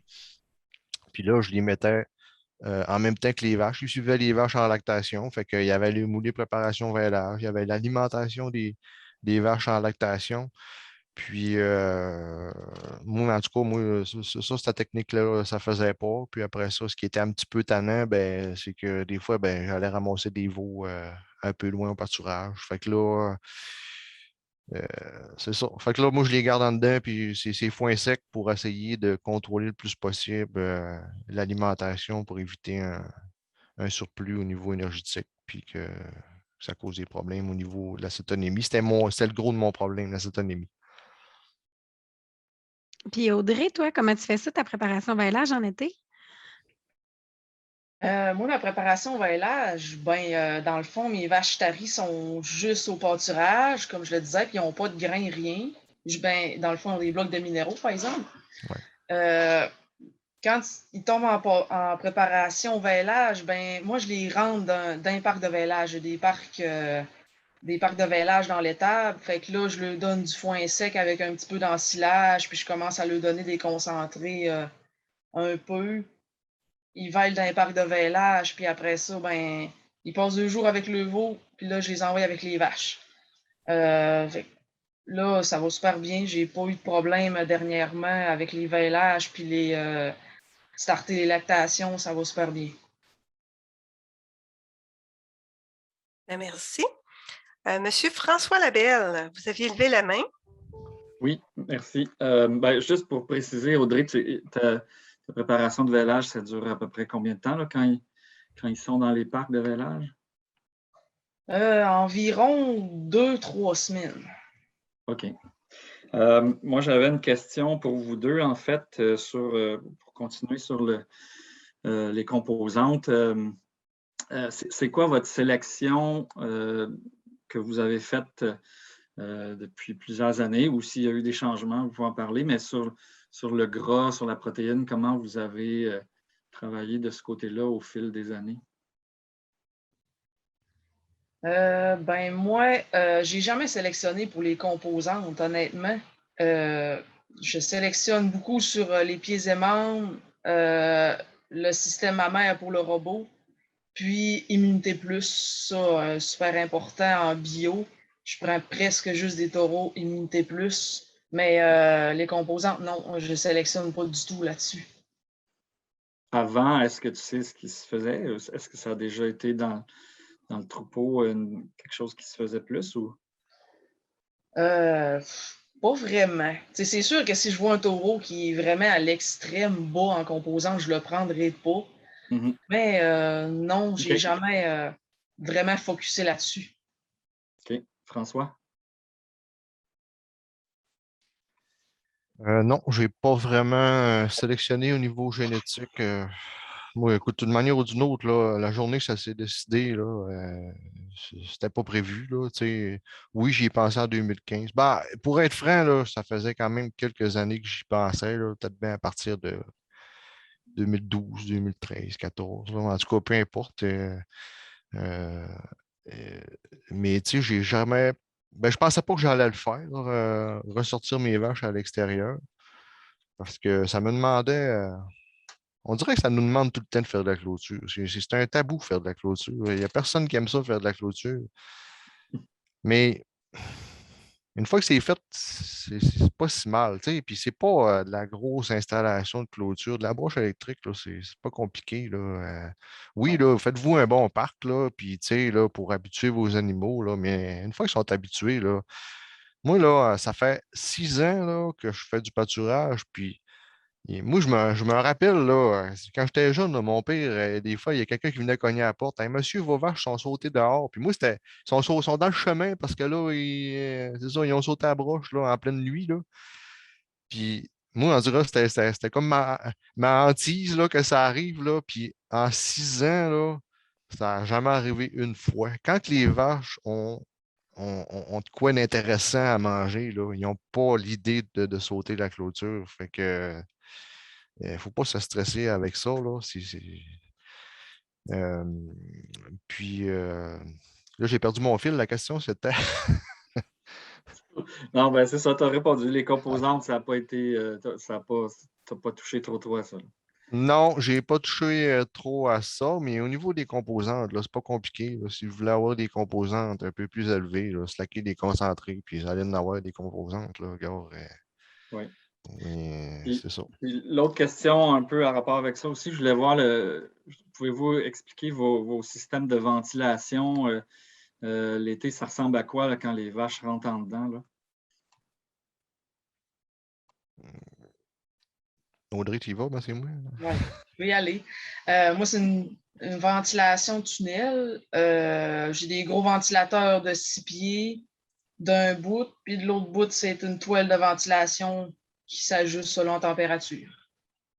Donc, c'est sûr que c'est quand même une bonne ventilation. Moi, au niveau de la ventilation, c'est une ventilation tunnel conventionnelle. C'est ça. C'est sûr qu'ils ne sont pas longtemps à l'intérieur. Là. Moi, je m'organise l'été qu'ils soient au maximum 4 à 5 heures par jour dans l'étable. C'est juste pour les traites, puis les donner le moulé. Puis après ça, c'est dehors le plus possible. Fait que c'est ça. C'est une ventilation bien conventionnelle. Là. Ça m'amène une question là-dessus. Qu'est-ce que vous répondez à ceux qui disent que les animaux sont beaucoup mieux dans des conditions contrôlées à l'intérieur de l'étable qu'à l'extérieur, au soleil? Moi, ma réponse, j'ai la réponse facile, ça a toujours été parce que mes portes restent ouvertes. Fait que si les vaches sont mieux dehors, ils sont dehors. S'ils sont mieux en dedans, ils rentrent en dedans.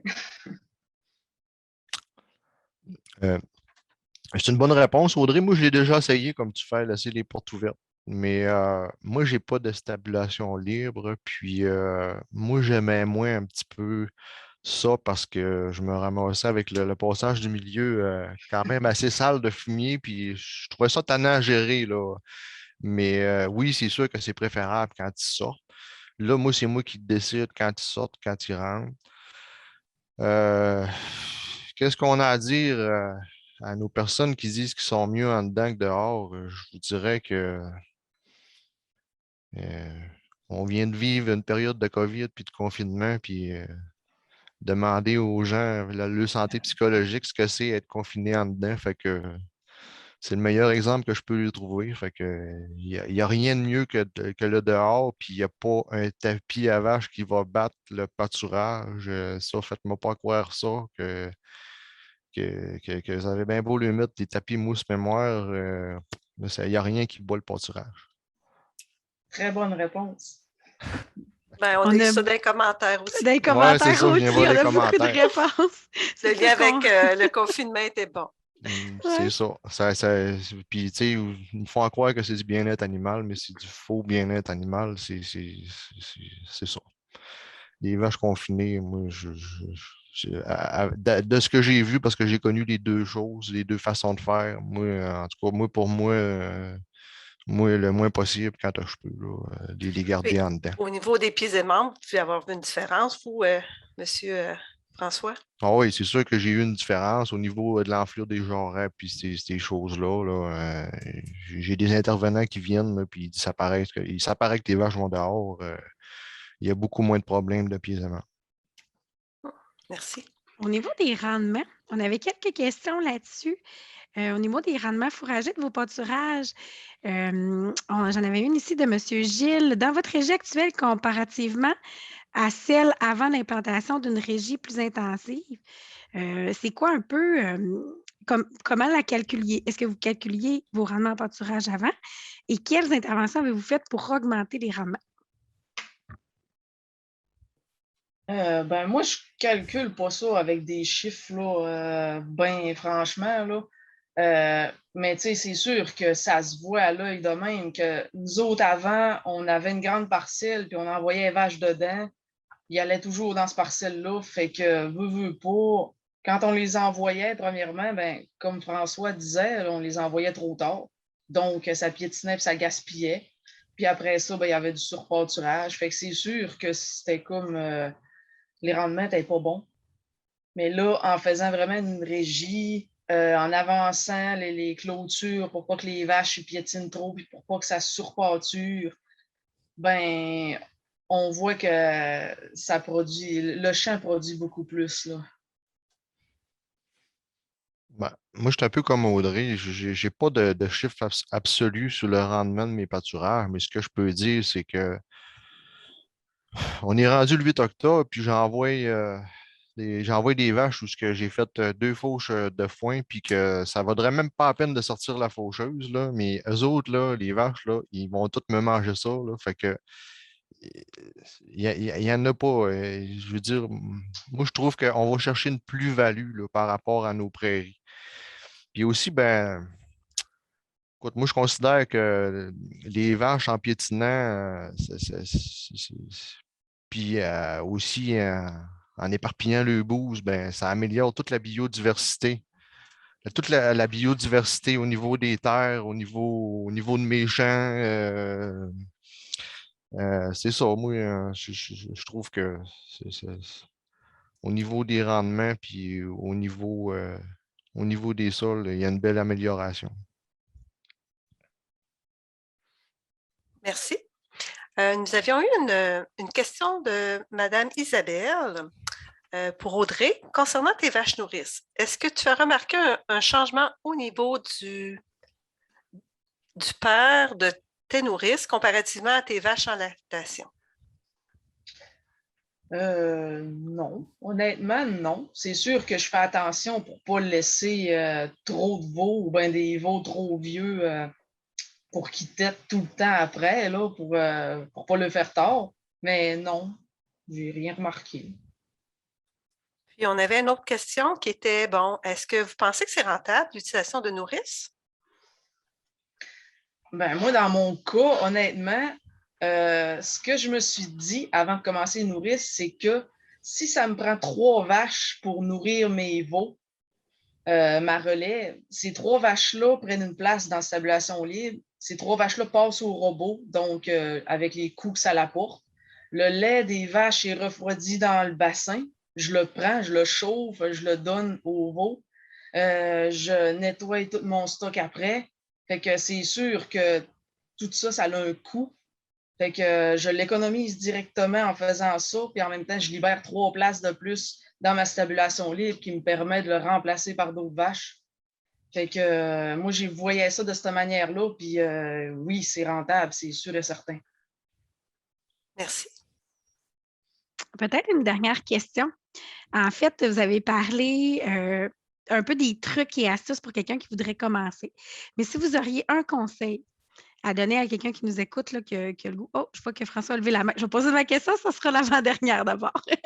Donc, si vous auriez juste un conseil à donner soit aux producteurs qui ont de la difficulté ou ceux qui aimeraient ça commencer à envoyer les vaches au pâturage, ce serait quoi? C'est dur parce que dans le fond, chacun a sa situation. On n'est pas tous pareils. Fait que les conseils à donner. moi, dans le fond, je l'ai dit plusieurs fois, là, le pâturage, c'est la nature de la vache. Fait que je ne vois pas pourquoi qu'on les laisserait en dedans.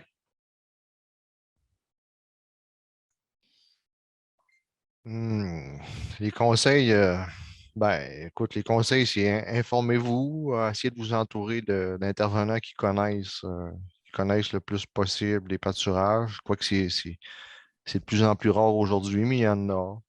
Puis après ça, poser des questions, assister à des conférences, aller faire des visites de fermes qui font du pâturage. Fait que c'est un peu un ensemble de tout ça. Il y avait un petit commentaire, c'est qu'au-delà de la rentabilité, la satisfaction de voir nos génisses se faire nourrir naturellement et recevoir de l'affection de la nourrice, ça n'a pas de prix. Ça, c'est pour faire suite tantôt aux nourrices. Bon, Monsieur François, on va vous laisser la parole. Oui, merci. Je voulais revenir sur l'implantation de vos pâturages. Pouvez-vous décrire un peu comment vous les faites? Est-ce qu'il y a une plante abri? Est-ce que vous fauchez en verre? Est-ce que vous récoltez? Est-ce que les animaux vont le pâturer? Comment vous gérez cette partie-là? Moi, mon implantation, quand je décide une parcelle est assez vieille puis les rendements ont l'air moins bons, j'allaboure puis je m'organise pour la remplacer par une autre parcelle. Puis cette parcelle-là, je la graine avec avoine pourpre que je fais en fourrage parce qu'on ne fait pas de grains. Fait que dans le fond, pendant cette année-là, je récolte l'avoine pourpre en balles rondes. Puis les vaches ne vont pas dedans, ils vont y aller juste l'année d'après. Pour ma part, c'est un peu le même principe. C'est labour l'automne, puis on y va avec semences de fourragère avec plante abri, soit d'avoine ou des grains mélangés, dépendamment de ce qu'on fait. Puis dépendamment si j'ai du grain à vendre ou pas, là, parce que je fais de l'autoconsommation aussi à la ferme, là, mais règle générale, c'est ça, c'est des céréales à paille, puis on y va avec des fourragères sur plante abri, puis les vaches n'y vont pas l'année d'implantation, ils vont seulement l'année d'après. Donc, merci beaucoup, Audrey, François. Au nom du comité organisateur, je tiens à vous remercier là, chaleureusement pour votre générosité, d'avoir pris le temps de nous avoir accueillis cet été, d'avoir mis du temps sur votre présentation puis avoir répondu à nos questions. J'espère à ceux qui nous regardent que vous avez apprécié votre après-midi. Vous allez recevoir par courriel un lien de sondage de satisfaction pour ce webinaire. Nous vous invitons à y répondre.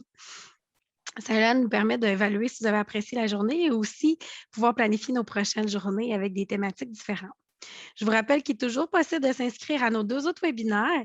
Celui du 15 octobre va traiter de 2 témoignages de producteurs Vacheveau, soit la ferme Barrette au Lac-Saint-Jean et la ferme BSM.